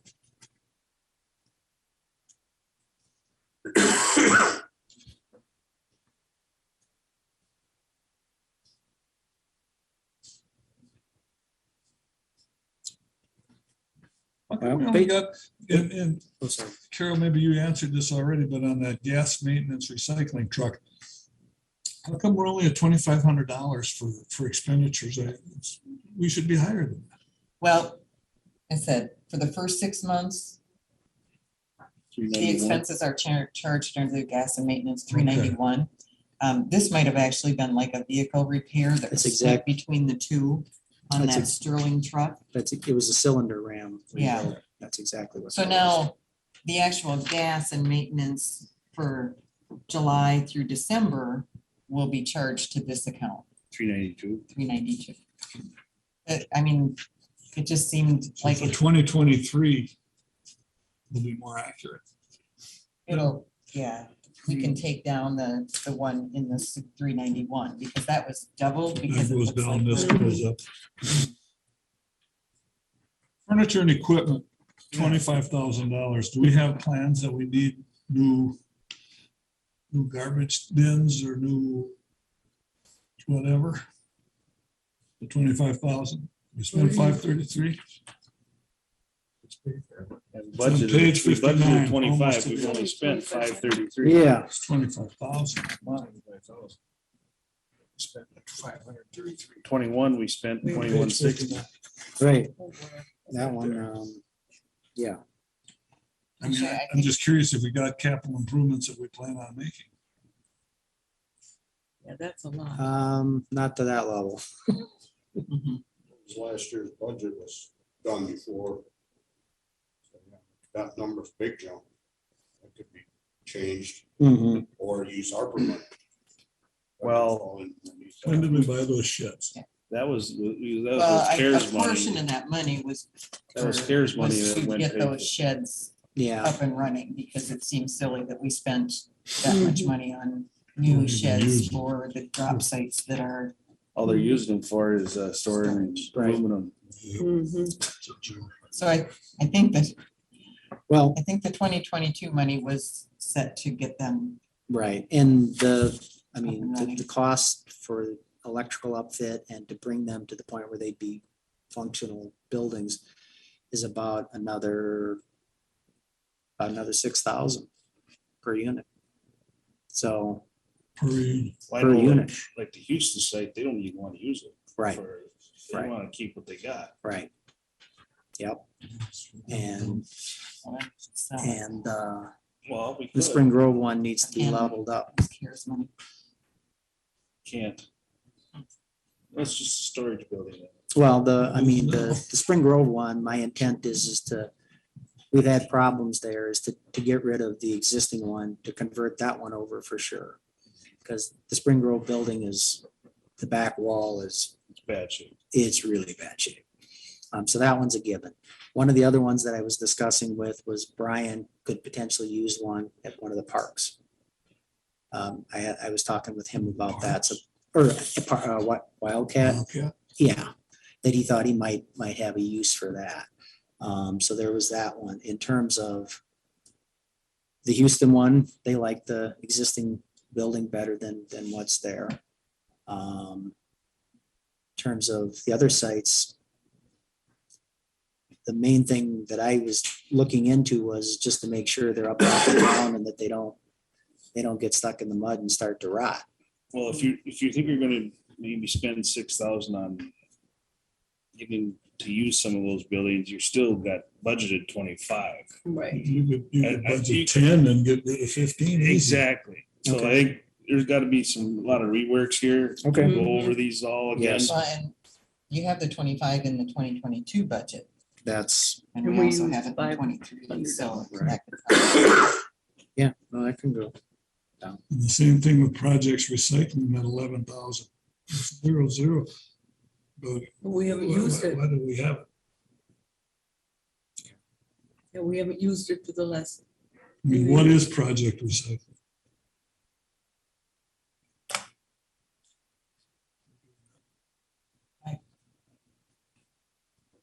Don't know exactly, but it could have been looking at the gate replacements, which we paid for with ARPA. Mhm.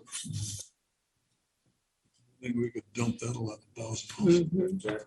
I think we, yeah, Or most of it anyway. go back and Get rid of the furniture. rework all equipment this, Yep. these points that we brought up and Okay. see what you come up with. one. Right. That's why we have these. The only good thing I can say is that going from 170,000 to 191,000, the $21,000 increases. The most reasonable increase percentage. that we've seen recycling part, yeah. For the Okay. recycling part. But we can eliminate that 25,000 and 11,000, not At least eliminate, most we of can reduce. more. Yeah. We might take care of that That 21,000. one's balanced. Might even come out ahead. We could come out ahead on one area. That'd be good. Yep. Okay. And that's finance committee's deal. Do we? Thanks a lot. Well, we all do it, but, Mhm. okay. Tess is here. 36 to 40. Thank you. Thank you. Just a second. I got it. Page 18. I know. Start. What'd you say? Page 18.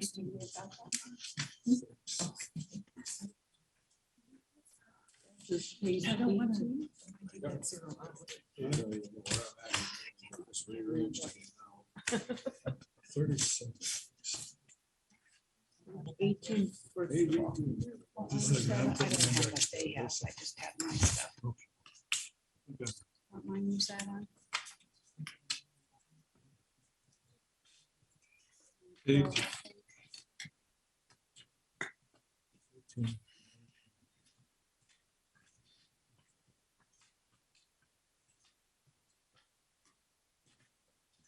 wages we don't even need to talk about.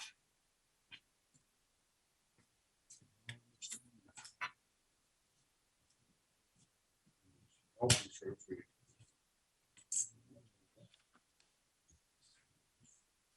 So the whole increase is the wages part, looks like. Major portion of it. I think that's gonna be on all of them. I think that's all of it on page 18. So that means I'm done? Yeah, page 36, Ed. We're done on that one.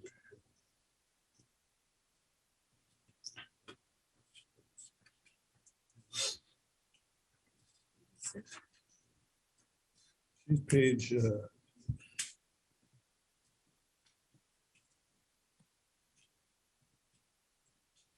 page 18. Page 18 is the personnel. You're on department. 36, building 36 maintenance? starts Gotta the get to facilities. 36. 4,998 difference.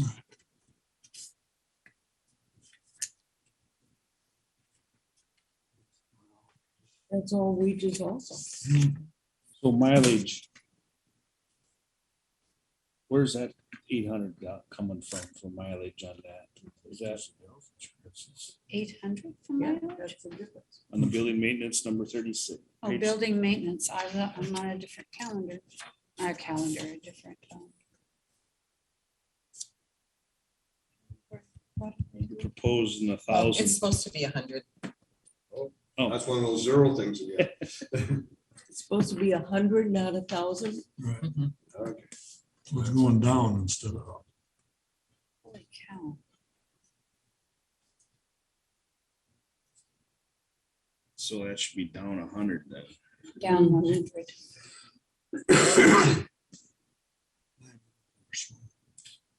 Not much else to adjust there. And the rest is wages.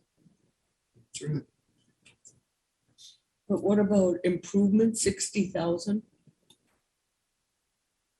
So in the Oh, no, historic, I'm on the next page. Never Yeah. mind. that's in the historic. courthouse. Yes, never, okay.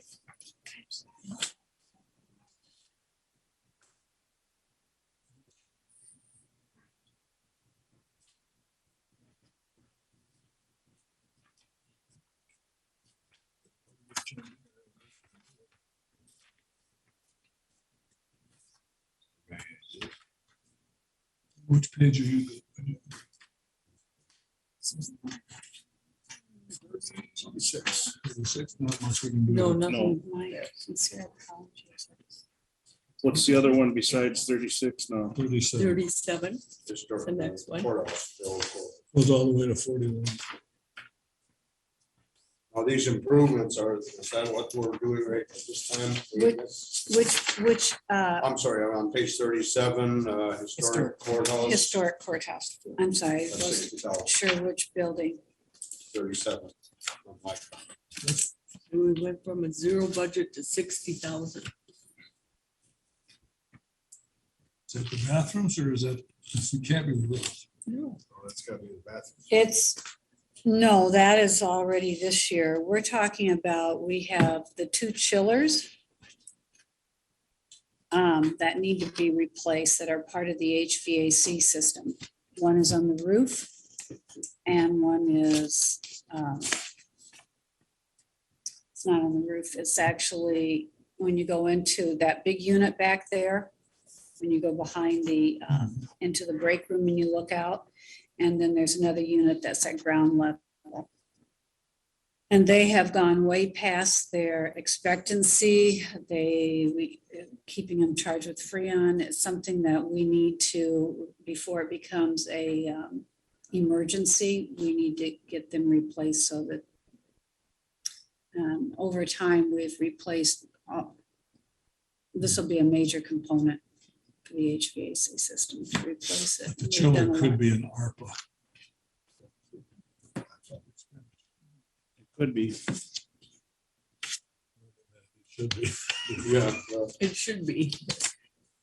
The contract services had $14,000 every year. In 21, it was 6,800. We're at 4,600 so far.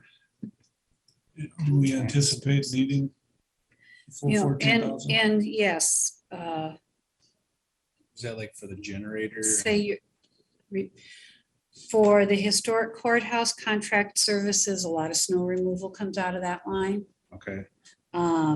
Contract services also, it is, historic courthouse, I think, doesn't Banco come out of that line as well? Let me go, No, I think that's in. just a second, let me go back to that line real quickly. 112, 63, 70. I can tell you in 2 seconds here.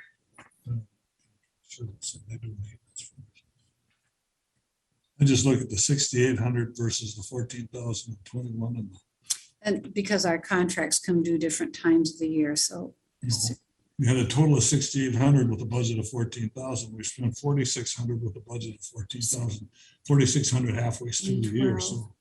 63, we're even 70. 9,000. I think so.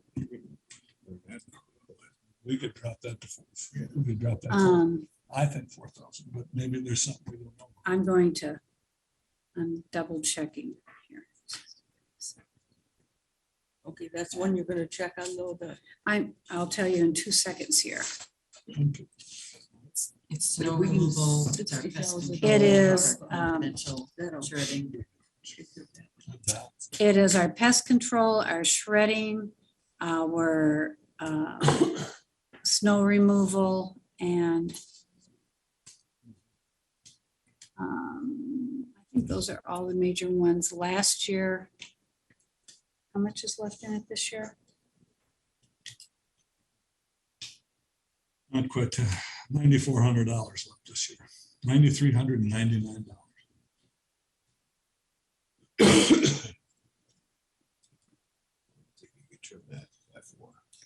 It doesn't, Especially since snow has been going down. We're going into this new weather system. We're not gonna have any snow anymore.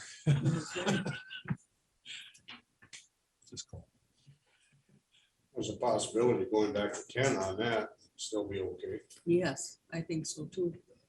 Possibly. Mhm. Figure the 60,000 is worth it. Woodland, there's nothing, can we move on? There's nothing we can do about Woodland. Well, what is the project for Woodland? It's $30,000.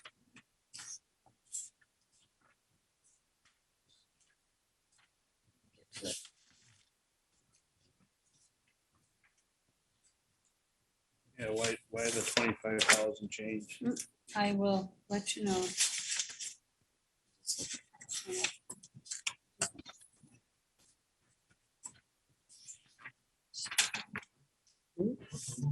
So Woodland has, it should have, what'd you have in there? Or what'd you put in there? 30,000, okay, that's correct. That is an estimated cost to replace the, it's got, I believe it's 2 small old boilers and a furnace in the AC system. And it's not a big system, but it is a system that is also causing us a lot of issues and is failing just due to its age. So that was an estimate of what it might cost to get that all up to where it needs to be. That is again another ARPA potential. So we need to add these ARPA Mhm. things up. and see where Next we're week, I at. hope to have, Yep. you know, what we spent through the end of 2021, what we've spent so far in 2022, what's the board has approved to be spent out of ARPA for 2022. And when we're talking about the future along with the library. Right, the library stuff will be in the possibles for 2023. the balance of money that's left in there is going, we have to do that large door. We have some mechanism repair on that, so that's gonna be eaten down quite a little bit. For this year. For this year, and it's $5,000 doesn't go very far anymore.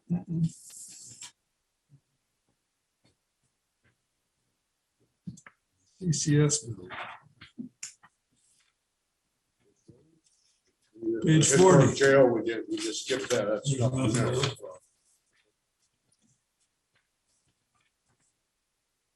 Page Page 40. 40. Yep.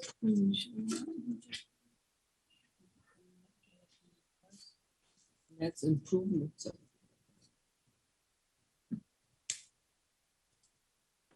Okay, for the CCS building, I did not put a lot in there. The question, we do have 2 residential size AC units that will need to be replaced.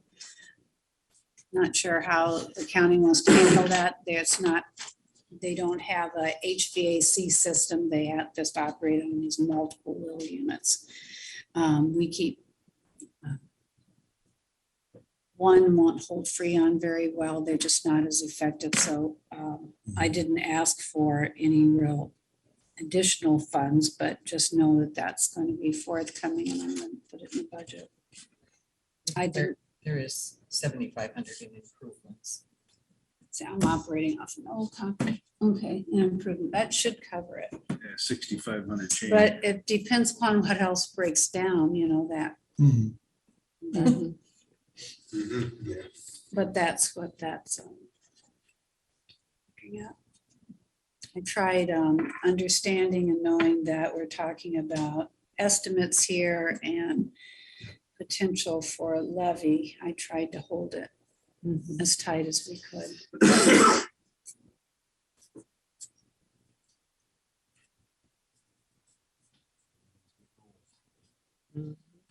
Just kind of like your houses, you know, it's, Say that again. it's always something on one of these old It's got buildings. shingles. We're switching to page 41. Page 41, okay. 41, the Justice Center. We got improvements for $30,000. But you've only used 485. But the question here is, in 2022, we're gonna replace a boiler? Correct? We have a boiler on order, and that's about 61,500. That's gonna be ARPA. So Right. did That- we, We have talked about that. Well, we do have 30,000 budgeted. I mean, before we just take all of it and do ARPA, we should probably do an allocation to what we have, what we levied for it. Maybe, or no. Spend the 30 we I'll just have. put, Right, if it's levied, I guess the other things are gonna go up, so if we can reserve 30,000, that'll help offset some of the increases that have taken place over the course of the year too. so. I guess Carol, that's gonna be up to you to tell us before we make a final decision. Where are we at? Yeah. on that. Because now, you know, like some of the projects that have been approved, they're not going to be fully paid for at the end of this year, so we're, you know, gonna have to Right. see You're how. talking ARPA been approved or just general? ARPA have been approved, Or, but there's, you know, because they're only paying in installments. Right. Yeah. So we're gonna have to make sure that we have that outlined, of what's gonna be where. So keeping in mind that we do need a little bit of funds in there because we, the kitchen over there, so there are, you know, repairs that are ongoing because the kitchen's used a lot. So we have a lot of improvements that we have make routinely in there. The contracts that maintenance contracts range from snow removal for that building to drain clean out and dumping holding tanks and things when you like talk that. about snow removal, curiosity, we've got the old historic jail, the old jail itself, we've got the CJCC, we've got the Meyer building out there. We've got maintenance of $55,000 set up for the CJCC plus the 30,000. The CJ, how much of the snow removal does CJCC pay for? The sidewalks and the Sally Port? No, there's an allocation of a portion of the parking lot. So they share in the parking lot. Right. You divide It's all that out allocated, then. right, because there's the parking lot over there, there's a parking lot here, there's a parking lot out at. I just find it interesting maintenance wise, and I'm not counting the boiler, but you look at maintenance, we've been budgeting 55,000. In 21, we spent 36,000 so far, 10,000 this year. Seems to me the 55,000 is a little strong, even with the allocation for snow removal. The Possibly. contracts, for the contracts? Maintenance, not contract Maintenance. services. Contract services are about right. Contract services is where the snow removal would be. I'm sorry, the maintenance. Maintenance part is. We could lower that maintenance. Easily. You can lower, I mean, that's a You can do it moving on a lot. target. That's a moving target for us, so if we don't use it if it doesn't have to be used. I mean, it can be anywhere. Like I said, it's a moving target. Well, we You gotta do start, some tweaking if you're ready. you start repairing It's security just systems and doors. You know, the security systems, the doors, the whatever lines. It can be a low amount in a given year and it can be something more major. We've You had have it the both opinion that ways. we could drop that 25 grand and leave 30,000 in there and still be I think so. too. 10,000 higher than what current year doubles. That would help. Yes.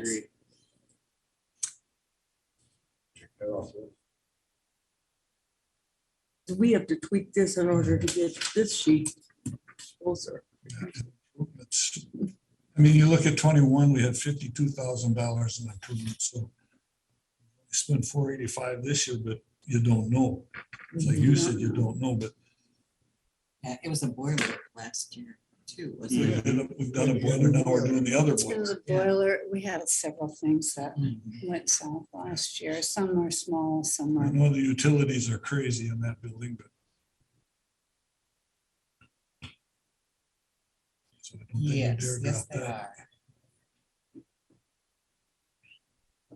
I think improvements probably could be dropped about 10 grand also, I think so too. cover us. Which one? Improvements to 30,000, drop it Make it 10,000. 20,000 instead.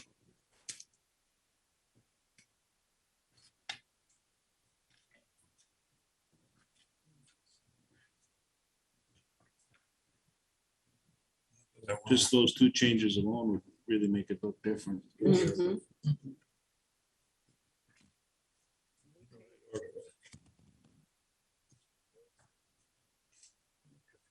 Okay.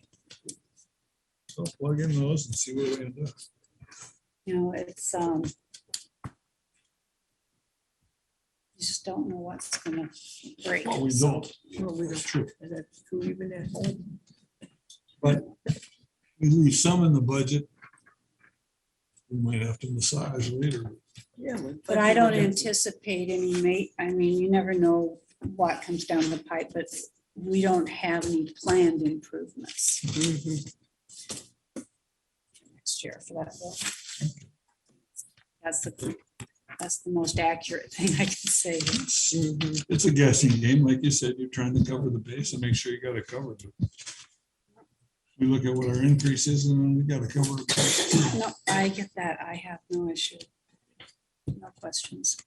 Thank you. I'm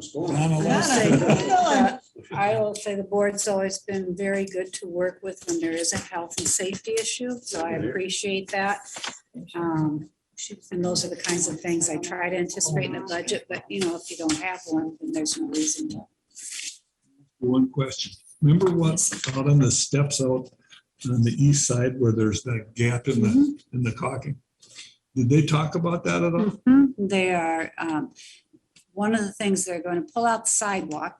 That's, part of that is problematic. And then they are looking at that and there's,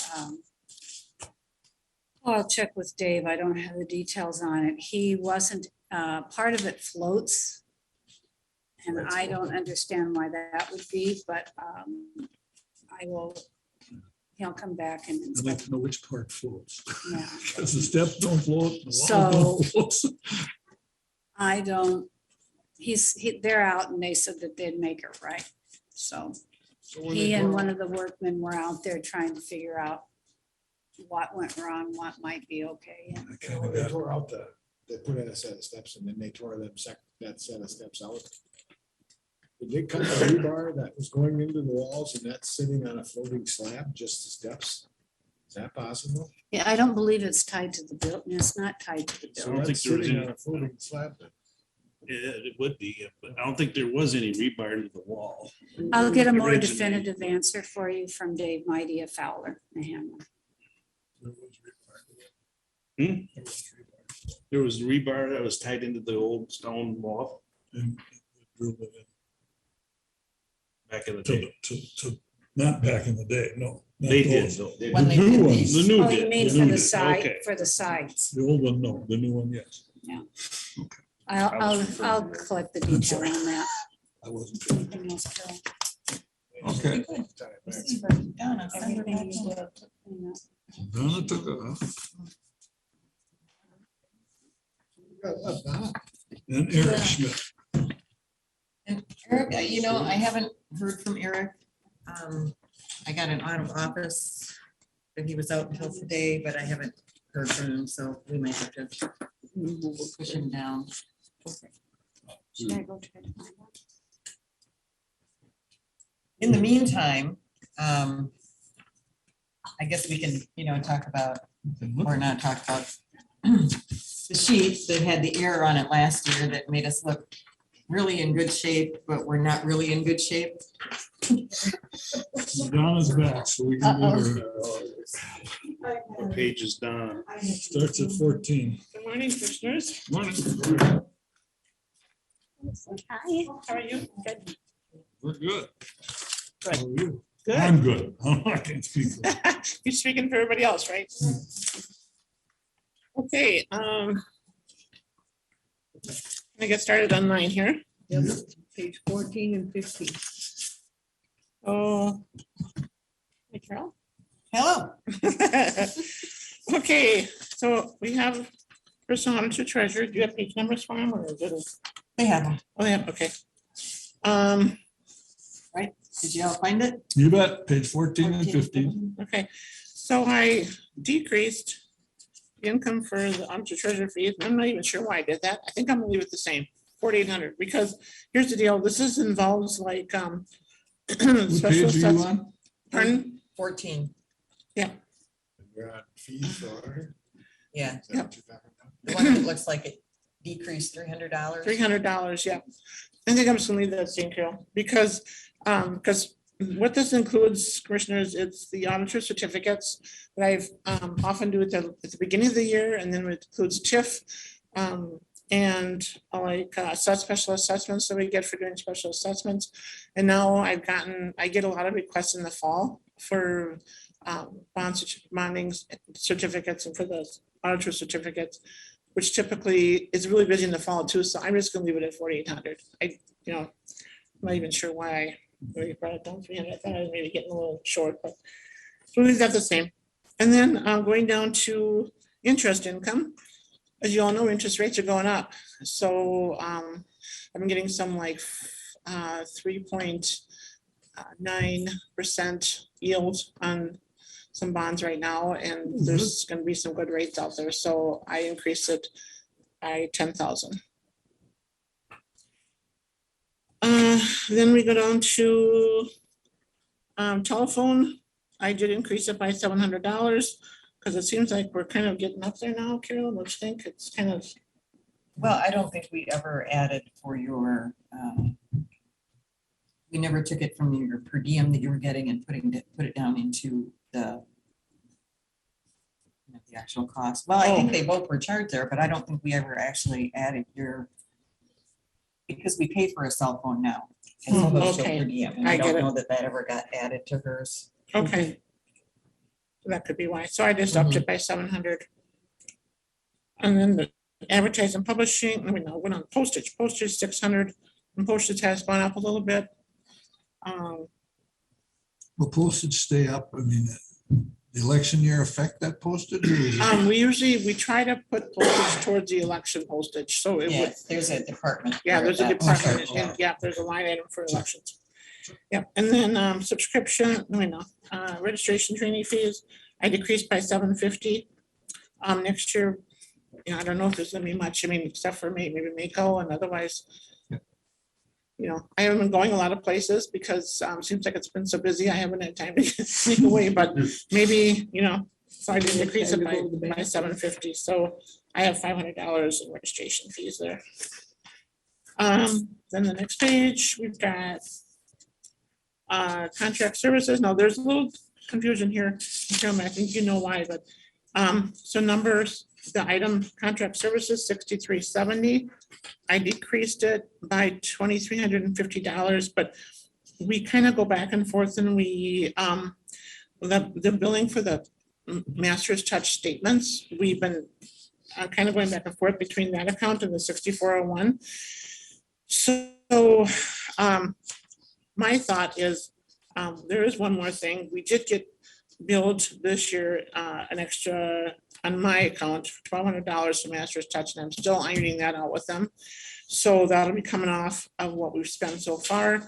So my thought was to leave, if we're gonna leave, Carol, the Master's Touch in 6370, how about we just leave the proposed for 6,000 and then 8,000 for computer supplies. 8,000 for, I'm sorry, office. Office supplies. Yeah. That'll kind of even out to be like a $200 savings there, but because we go back and forth with that Master's Touch billing. It's, sometimes we go from one account to the next, and so we just have to get that straight. We're gonna check it out, but I think we'll go $6,000 with 6370 and 8,000 with office supplies. Okay. And that irons that one out. Any questions on auditor treasurer? The tax forfeited, we haven't really spent anything the last few years. No, it's pretty much kind of staying the same. So maybe could cut that down to 500 or, you were estimating spending $700. On forfeited property? Yeah. Yeah, we better keep that the same because I don't, we don't know what's gonna happen next year. Okay. Yeah, It's not a major item. yeah, it depends on what I get done this year. So, next year, if there's no forfeited property, we don't have to use it, but I just wanted to keep that in there just because. Okay. Yeah. Office supplies, I see we used 3,700, we got 96 down for that. But she's lowering it to 8. For office supplies, yeah, we spent 3752, but we have a credit coming from Master's Touch, so that's gonna bring that down a little bit more, and then I think, We also have to pay for the TNT notice as well. yeah, for the end of, for the fall, TNT notices. Yep. Those are- Wages. Okay, that's expense that will have to come out from the office supplies is the TNT for the fall, for the proposed statements for Master's Touch. So the wages and salaries increase of 10,000. That's the new wage grid kind of stuff. Right. For which one now? For wages and salaries, the increase of 10,000 is because of the new wage grid and everything. And it will change now again. It'll change now again because we're gonna have another halftime. So that's not in the budget, but Nope. we'll have to make a note of that. That's gonna change. It will be added in the next time you get a Okay. sheet. Is there any questions on the auditor treasurer? Still better. Any more I mean, what further we're questions? finding here is gonna get ate up in.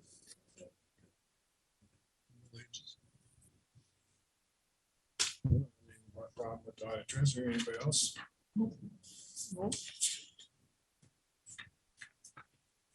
And then moving on to License Center. The first item on 5102 for driver's license and service fees. I did decrease it by $1,000. Just because I thought we were a little closer to that with the budget this year. One thing I've noticed with my budget on driver's license and motor vehicle fees is I think what happened this year is, well, number one, there was just a lack of inventory for vehicles, all across the state and nation, I should say. Right. And so it was hard, it's kind of hard to judge because I think there wasn't a lot of maybe movement like there usually is for new vehicles in 2022. So I wasn't sure how to, and I, at one point, I figured with the new dealership in town, that's why I increased it so much last year is because I thought we were gonna have all this business, but I think the inventory was low for a long, long time. And we have been the girls are title certified, so they do the titles. So they still get the fees from that. It's all online, but they have to bring them to the office and the girls have to do their certain thing for the title certification. And we are getting paid for that. I did double check on that. So we are getting paid for that. So, at first there was a thought maybe we weren't, but we are getting reimbursed for that. And so, so that will be, and I'm thinking next year, maybe, it's just hard to say, but I would think there'd be more vehicles out there and more back and forth sales. Inventory is still low. Yeah, it's coming back, but it's still. I Sleepy Hollow and their lots were completely full today. Yeah, they can't get new ones, Yeah, they're used ones. Yeah, see, that's just it. So that's a little bit harder area there. I did decrease the motor vehicle fees by 5,000. What are the DNR services fees? Hunting licenses. What is it? Licenses and stuff like that. Yeah, hunting license. Well, actually, that'd be more of the DNR. The $900 one, yeah, the DNR fees, yeah, the hunting license. And then, is that what your question was, Eric? Yep. Yep, hunting license, fish and game. And I was surprised because I thought that was gonna be a little bit more this year too, but But you can get it online, yeah, that's true. If somebody's home on a weekend, they can Right. Yep, I do it know. online, they take a picture of it, they have it on their phone and they Yeah. can go fishing. They I don't was have just to come curious. in. There's still people who love to come in and do that. Granted, we don't get a lot of money for that, but it does come up when they come in the office. So that's probably the case, Carol, is maybe a lot of more online. And the postage, the telephone, I guess I increased it by 500 because it seemed like we've had 2022, we budgeted 830, or budgeted 1,100. We've already used $835 from up until June, so I did increase it by 500. The postage, I decreased, and I think it's because we are seeing less postage mailing out of all the titles and that kind of thing now. People are coming in more and they're coming into the office versus having to mail it all out. So So do we still have to mail all the things each day up to We the do. state? except it's not as much, well, I don't think It's it's as all much, but I'm wondering if, scanned, yeah, but we also have to mail. right. State requires it. And Well, I'm They gotta have thinking, backup too, and then with postage increasing, it's just, I don't know what they do, where they put them. They probably scan them again up there Probably. and throw them away. kind of silly. I don't know, makes no sense to me. So that was the changes in the license center. Are there any questions on that? Actually, your budget went down. Right? Am I looking at the right? No, it Oh, actually no, went I'm up. looking It at the went up. wrong, I'm wrong. Never mind. Yeah. You were I went down, careless. I went down to 17. Yeah. I got 12,000. Yeah. Elections is what went down. Yeah, the elections today, of course, obviously.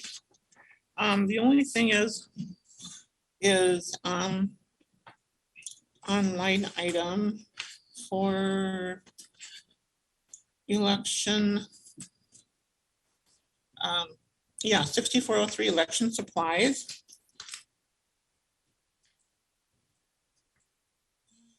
See here, if I'm on the right line here, let's see. We're on page Okay, that 22, was a right? big, oh, that's a big decrease. But I just wanted to mention that we have an additional auto mark now, an additional DS 200 from Money Creek Township that we are paying a service fee on each year in addition to what we had before. Because they did get their own machine, and then now the newest pole pads are just being billed now for this next year. So I had to take that into consideration too. So, and then ES&S did have an increase of, those are the people, vendors that do our DS 200s, and they had an increase of 5% this year. Well, actually, they didn't say anything. We found out the other day that they're increasing it. We haven't gotten the bill yet for 2022, but so the increase is going to stay the same 5% for 2023 as well. For what? Mhm. For what? For the maintenance fees on the DS 200s and the Okay. Automark, so their fees are increasing by So like 5%. for the townships, like for Money Creek, do we have to pay that? The township don't pay the maintenance fees, no. They don't? They bought the machine. They bought the They machine. bought the machine, but If they bought the machine, shouldn't they pay for that? Well, actually, the new ones though, when Shire was the auditor, and we took all the M100s on what, the DS 200s. Yeah. That was back in, the first time we used it was 2018. And I believe in the past, that the county has always paid the Well, I maintenance fees. understand that. We paid that because, Right, because we have combined polling places. But Money Right. Creek opted out to have Money their Creek own. wanted their and own, They so they wanted bought their own. They bought their own. so they should be paying. They their should own be paying maintenance. their own maintenance. you know, the board wants, How much You know, is it on It's one probably machine? not a lot of, for one Yeah. machine, it's I can probably, find out how much, I'll find out how much. it's the probably cost not a is. lot of money. Yeah, I'll find out how much the cost is though, Eric, and I shouldn't be saying machine, and then I'll let you anything. guys know. You can decide. And the pole pad maintenance is like $5,000 a year. The exact, I have to check that out too, because I think it might, with the new additional one now, I have to check, to find out how much, I'm sure it might be right around close to that, yeah. Mhm. I will do some checking, just to make sure.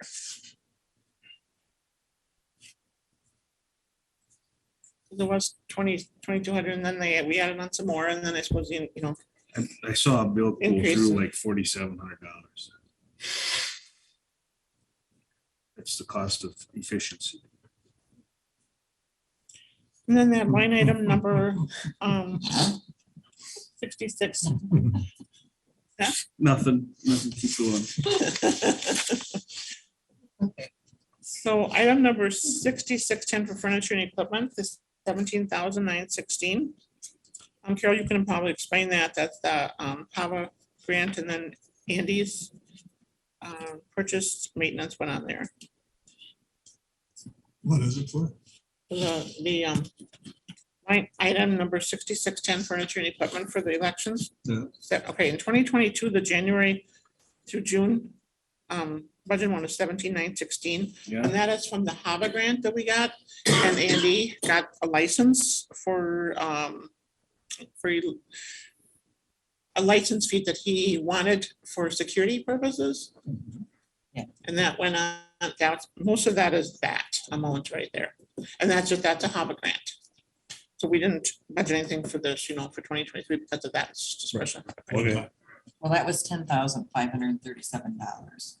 Yeah. So And then we received grant funding to cover that. Actually, we've received $24,201 in grant funding. So what are we going to spend on the rest on? Okay, and then I wanted to point out too, so of that 17,000, we said 10,000 for that. So then the 5,590, there's 5,595 that we paid for the DS 200 machines for Money Creek out of there. And Money Creek, I sent them the invoice, but they inadvertently paid the ES&S for it. So now we're in the process of getting that back credited because the Money Creek didn't read my email. Yeah. So he just paid the invoice, and he paid $55.95 to ES&S again, where we'd already paid it out of this. So we have to get that reimbursed. Okay. So all these little things. Yeah. But yeah, we're working on that and and Adam's aware of it and ESNS, we've contacted them and we're waiting for an answer.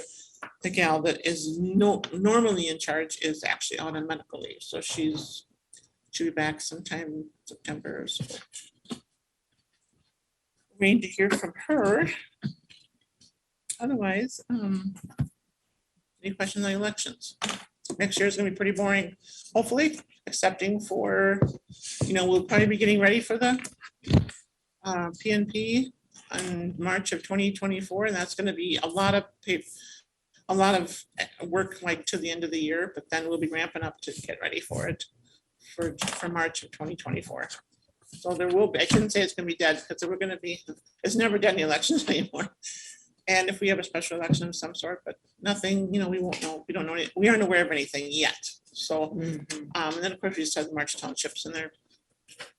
Pretty simple. 2024 will be really busy and I remember the 2020 PNP, I think we started in November getting ready for it.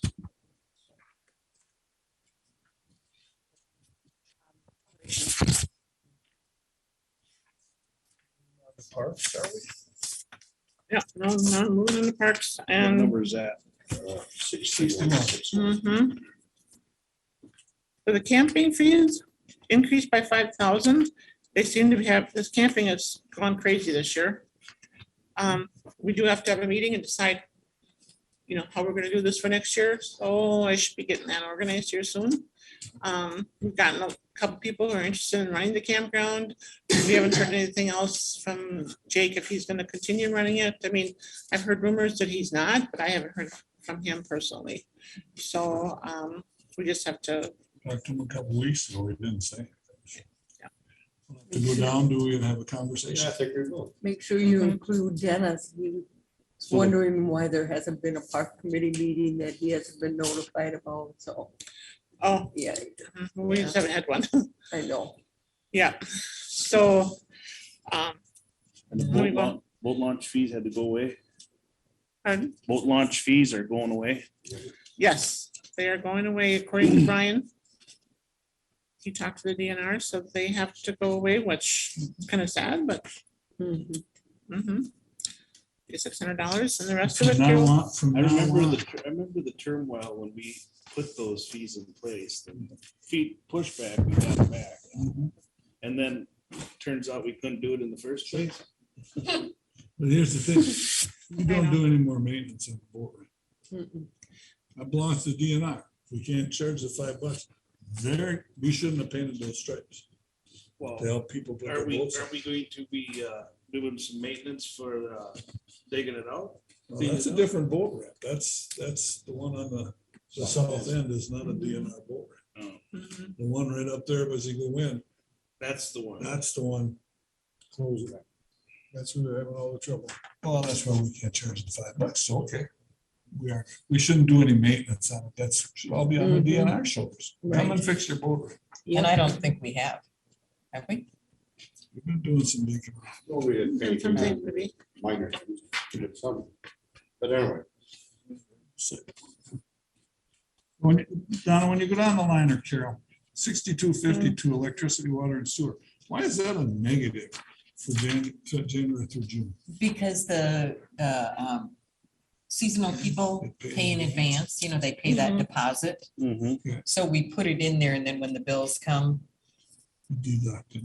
yeah, by the end of the year, that won't be negative anymore. It's just how it happens. In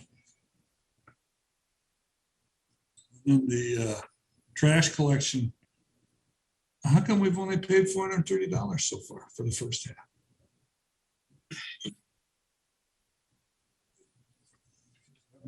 I suppose there's more campers after June than there is before June. Oh, right. yeah, that's when things start happening, I suppose. Okay.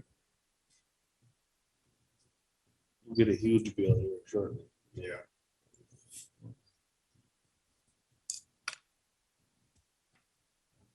Okay.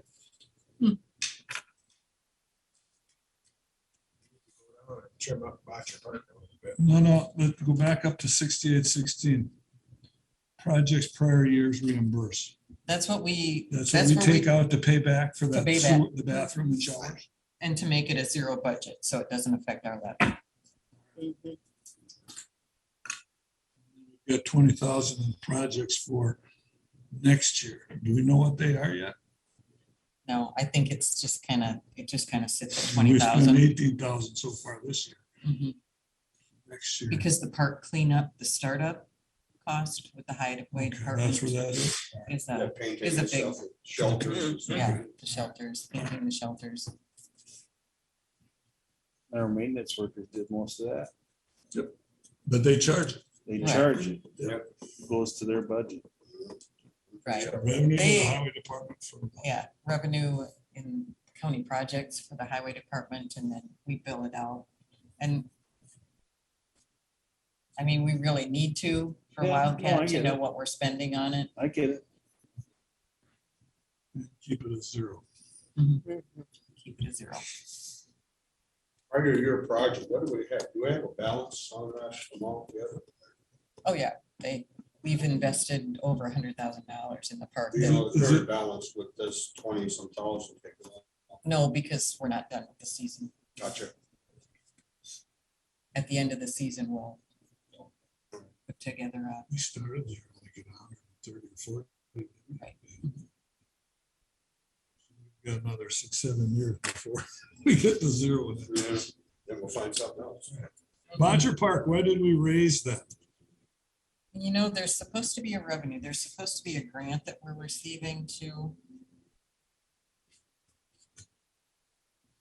a help grant from Smith. Soil and Water.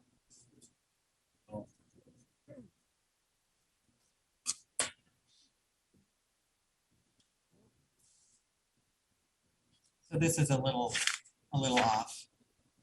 I don't think Bodger Park should have been, I mean, there's no reason to raise it either. Mm-mm. No. It'll end up being less.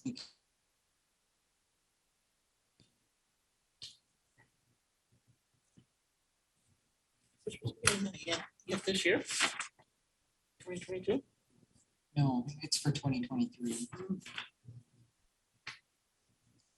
Drop that Bodger Park back to say 12 months. Mhm. Can you do that, Carol? Drop Bodger Park. Well, I back think to that's 12 what months? it's going to end up being. Just hang on. Back to 1,500. No, I think down to 12. 1,200? What is that for mowing and? What's that? Porta potty. When was it 1,200? Okay, so actually it is budgeted as a local grant, help grant from Soil and Water for 1161. So taking off that off the 1798, there's really only what, $500 budgeted for Bocce Park. That'll pay for the toilets. So we can change We that do pay the 17. highway department to go down there and kill weeds and cut grass. Yeah, in the and I think that was when Brian sent it up, that included the rental for the porta potties and the work that they We did. cut it down to $500 so that people. $637. All right.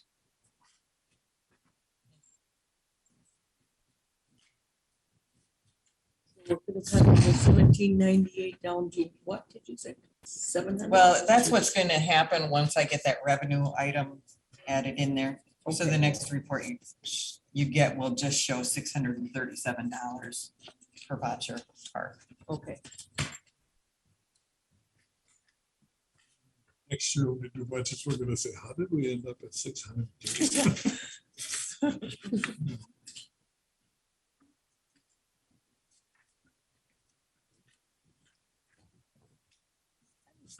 Talk about the surveyor. Is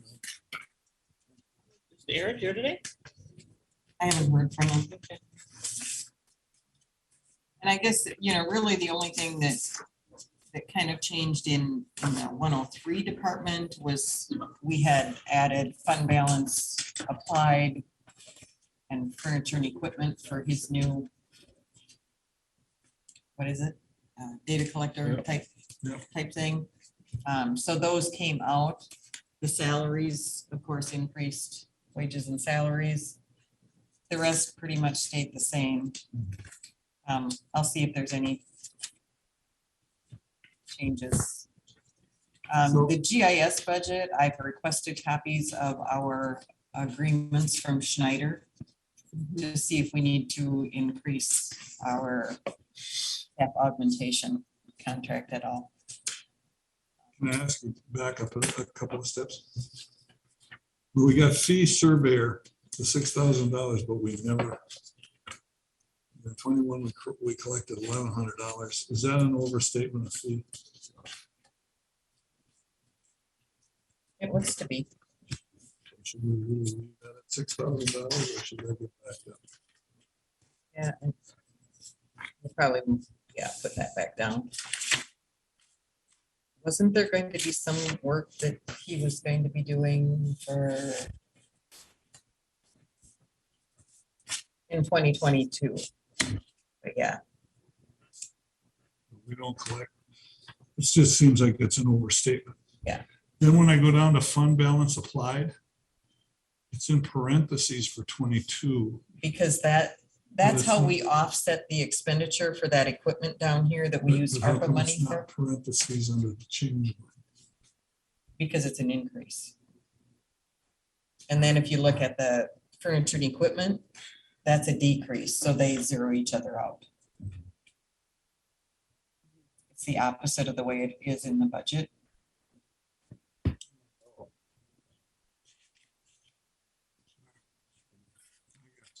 $32,962 fund balance applied, we're kind of applying a revenue. Because we're not spending budget dollars on it, levy dollars on it. Kind of makes sense? It does.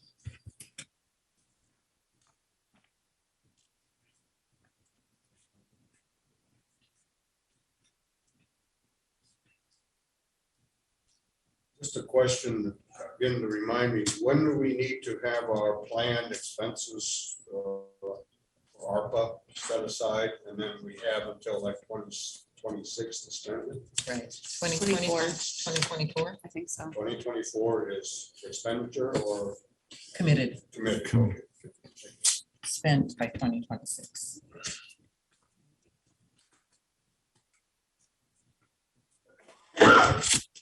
So the other sheet that I gave you is our fund balance. We're working on our financial statement, and without any audit adjustments, this is where we end up with our fund balance at the end of 2021. Top sheet. Now, of those total fund balances, only a portion of it is unassigned. The rest is already committed to other areas, either by statute or just requirement. So the unassigned fund balances show in the middle. And then if we subtract off that 50% of our current year levy for 2022,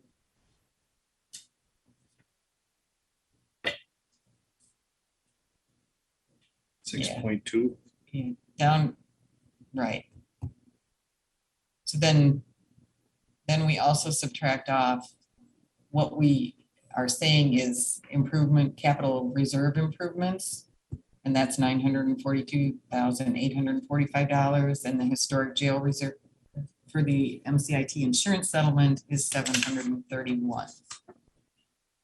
For 2022, the general fund is actually showing an $83,529 surplus, while road and bridge and human services are showing deficits. So those are subtracted off. Our surplus is added on. So really the total available fund balance by fund is that bottom line. Bottom line. I said, these have not been completely audited yet, so. But the 50% amount, got more than 50% of the unassigned, we've got more than the 50% required. Were you looking at the 9? I'm looking at the unassigned you know, say the 6495, 581, 50% is 4104, 529 50% of our current year levy, right? You're So- talking general. in general. And then the road and bridge, I mean, they got 4.4 million. They need 1 million for 50%. They'd like to be higher than that because they have. paid Right, enough. and then they're also, you know, they're also using 31,000 Right. on their budget. So the bottom lines are the ones you should Look look at because the other, Right. you know, the capital improvement reserve, the 800,000, the 3.2 million, the 107. right? And capital projects of 9.9. With regard to human services, 1,099,000. Is that enough to cover their It does. It did this, expenditures and not leave them out as far as that? it did this year, yeah. And 'Cause they only they're got always, 107,000 over and above that. they're always close, but it's always worked out. So, and when next week is gonna be Brian, as far as the. But we'll talk about his budget. Because when you put his budget together, did you figure all the ARPA money that we had talked about using in that? No, see, that doesn't reflect any ARPA money. That's what made me click and realize that those numbers probably weren't right because we hadn't added in any ARPA fund balance reserve, you know, that minus there. But it was coming out like it had and yeah, that made my brain click go, That doesn't look right. that doesn't look right. Gotta be careful. But at Yeah, some point, you're gonna. put Sometimes the- my brain clicks. You're gonna put together the ARPA. Here's what we've spent, here's what we've committed to, here's what we've talked about. Right. Here's how much we got to start with. And here's how much we need to worry about before 2024. Well, I mean. we've got Are you glad available you didn't dollars use it for all like the yet? highway department. So now you're gonna tell us about this. Rick.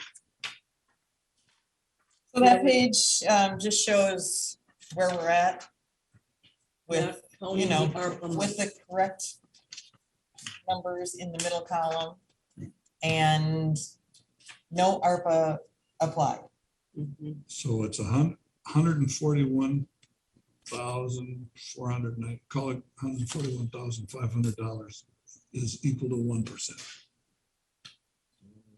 Down at the bottom, it shows 139, 338. As a 1% levy increase. It's 139. It's supposed to do that calculation automatically. I better probably take a look at that.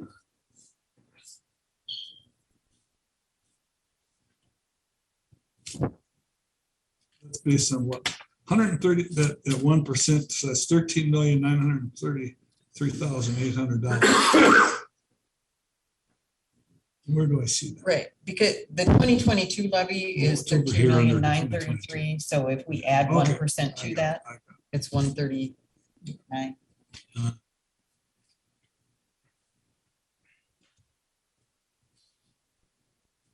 So currently then, with what people have provided, not taking ARPA into consideration, we've got a 9.85.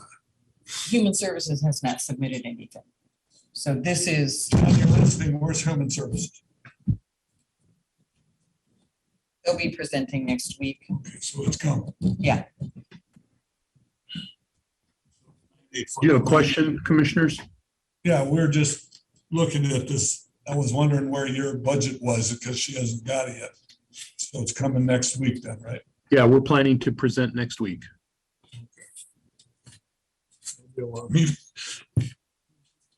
Okay, that's what I wanted to know is where you're gonna be at. So when we look at this, when do we have to have our preliminary? Last meeting in September, The last meeting in That's when we set our preliminary. 27. Preliminary, yes. Preliminary levy, preliminary budget. But by that time, we'll have our, how much ARPA is included, a little bit more. Because 9% without ARPA. 5% without human And services. And human services. Did you, Eric, that, what you sent me from Napa? Did you read the Fillmore County one? Oh, The 12% increase? Mhm. looking at it? Yeah. They're gonna have to slice all of their budget. They don't have any ARPA because they use it all up on their jails. They have no flexibility at all. Should have They saved got a some whole of lot their, of it. Holy crap. wait till you get the operating costs. Did for the you new see jail in a which couple county of was it that dropped their library 35%? Hubbard. Winona County is. I thought, I thought, boy, wow. Here's the other thing that I was looking at. Rice County, Steele County, and there was one other county. Their jails are at capacity I know. and they're shipping Sure. prisoners out. I know. Should we call those guys? I think we should. Yeah. What Honestly, what size jail do they have? One was 92 or something like that. And where is it? Stearns. I know So, but- Stearns. Oh, St. Cloud. St. Cloud. Stearns County is St. Cloud area. And that's. I think we can be got some thankful. issues. Oh, yeah. you talk to those jailers, they have to deal with these people that are from not the community. Oh, yeah. It's ugly, it's ugly what they gotta put up with. Mhm. So there's a trade-off, sure, we can take in more inmates, justify our jail, but boy. So one other question, Carol. You know, we charge, what is it, $10 per vehicle right now? We missed that. For wheelage For tax? wheelage tax? Yep. By If- August. If, We have to by, do that. by August. we By have to. 1st So of we've- August. We've missed the date on that. Did this one, yep. I think we're gonna do it next year, put it in. for Well, we'll see. Why would we wanna raise that? Well, that'll help pay off. Offset the jail. Jail. But it- Lose the well, 350. That's Yeah, not what it it's- has to go into Wheeler the tax road for and bridge the I fund, which would understand that, reduce but then you theirs, could which would lower be the able to levy because of the. increase. That's just another tax on the people. Okay. But. That's why we didn't do it. And the wheelage tax we're getting now is, I know, but it pays for that bond that we just took off for 3 million. For the new highway shop.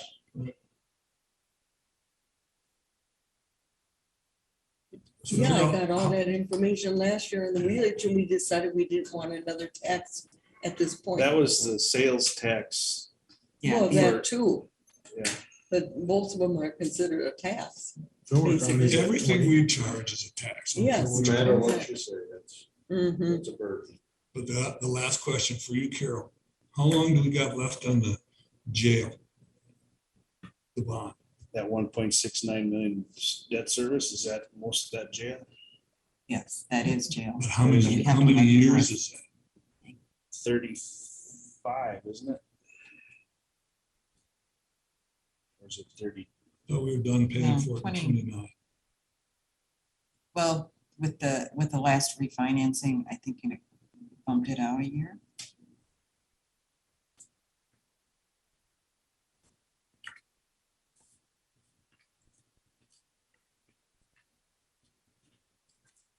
Different kind of question. What's our Okay. annual jail bond? What's that? What do we pay for the jail bond? annually? For The bond levy? Yeah, but I mean, how- 1.6 million. Okay, we pay 1.6 million a year 1.694 per year. debt service. Oh. I don't remember. 1.372? Oh, it's up here too. Okay, so this is the amount we pay. This is what we're levying for our bond payment, right here. That constitutes 110% of the actual payments because we are required by law to levy 10% over. So the amount on that fund balance sheet, this 1.6, Yeah. that's the amount that we have in that fund because, well, because we charge pay 10% it, we over. pay a year behind what we levy. Yeah. And then there's also the additional amount for that 10% that we've been levying since those bonds began. So the last year, So we We could have to pay it make a- off early at the end, is that what you're saying? Right, so the last year, in 2035, no. In 2029, we won't have to levy For a that. bond levy. Because we'll have that 10% that will cover it. Or 2030, 2031, 2030 and 2031 is when we'll make our last payment, Okay. levy and payment, Mhm. But here's the I thing, think. if we lose $300,000 a year in Monona County revenue. how are we gonna make up for that? Well, we gotta lay off staff. One way. I think, yeah, there has to be an analysis of what our jail actually is. Well, we Because, might have to get recertified too to handle something different or change our Right. ways. right, I mean, the reason we're certified for, 30 and whatever length of time they can stay here is basically because of Winona County. It's not because of Houston County prisoners. So we could go back to what we were before that. Yep. So research has to be done into that. There's gonna have to be a combination of things happening. Mhm. Because otherwise we gotta refinance the jail and extend our payments out to lower the payments. I hope. I wouldn't No. even look at that. I'm just saying, Yeah. that'd be one way to do We it. don't like what you're saying. I don't care if you like what I'm saying, I'm just saying that's a potential. Don't say it. I mean, we're up against a big wall myself. We got a lot of digging out, boys. Mhm. You can take this and look at this if you want. I don't- It's interesting. All right, All right, are we all done or you got more? or that's all we've got for today. Anybody else have We'll have anything? the big ones next week.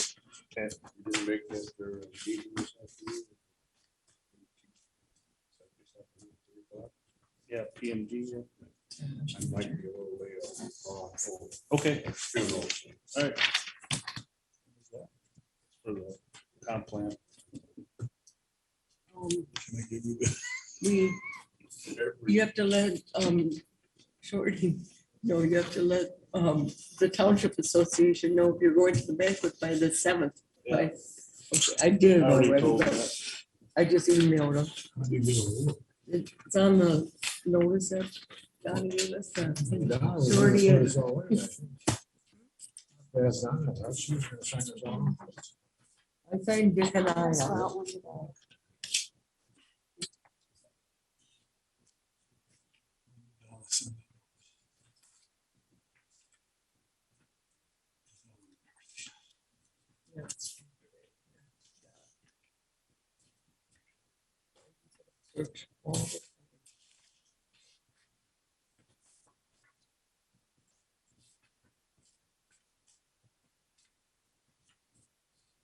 What do you guys, somebody wanna make a motion to adjourn? So moved. Second. Okay, we have a motion and a second to adjourn. All in favor, say aye. Aye. Opposed? I guess we're out of here.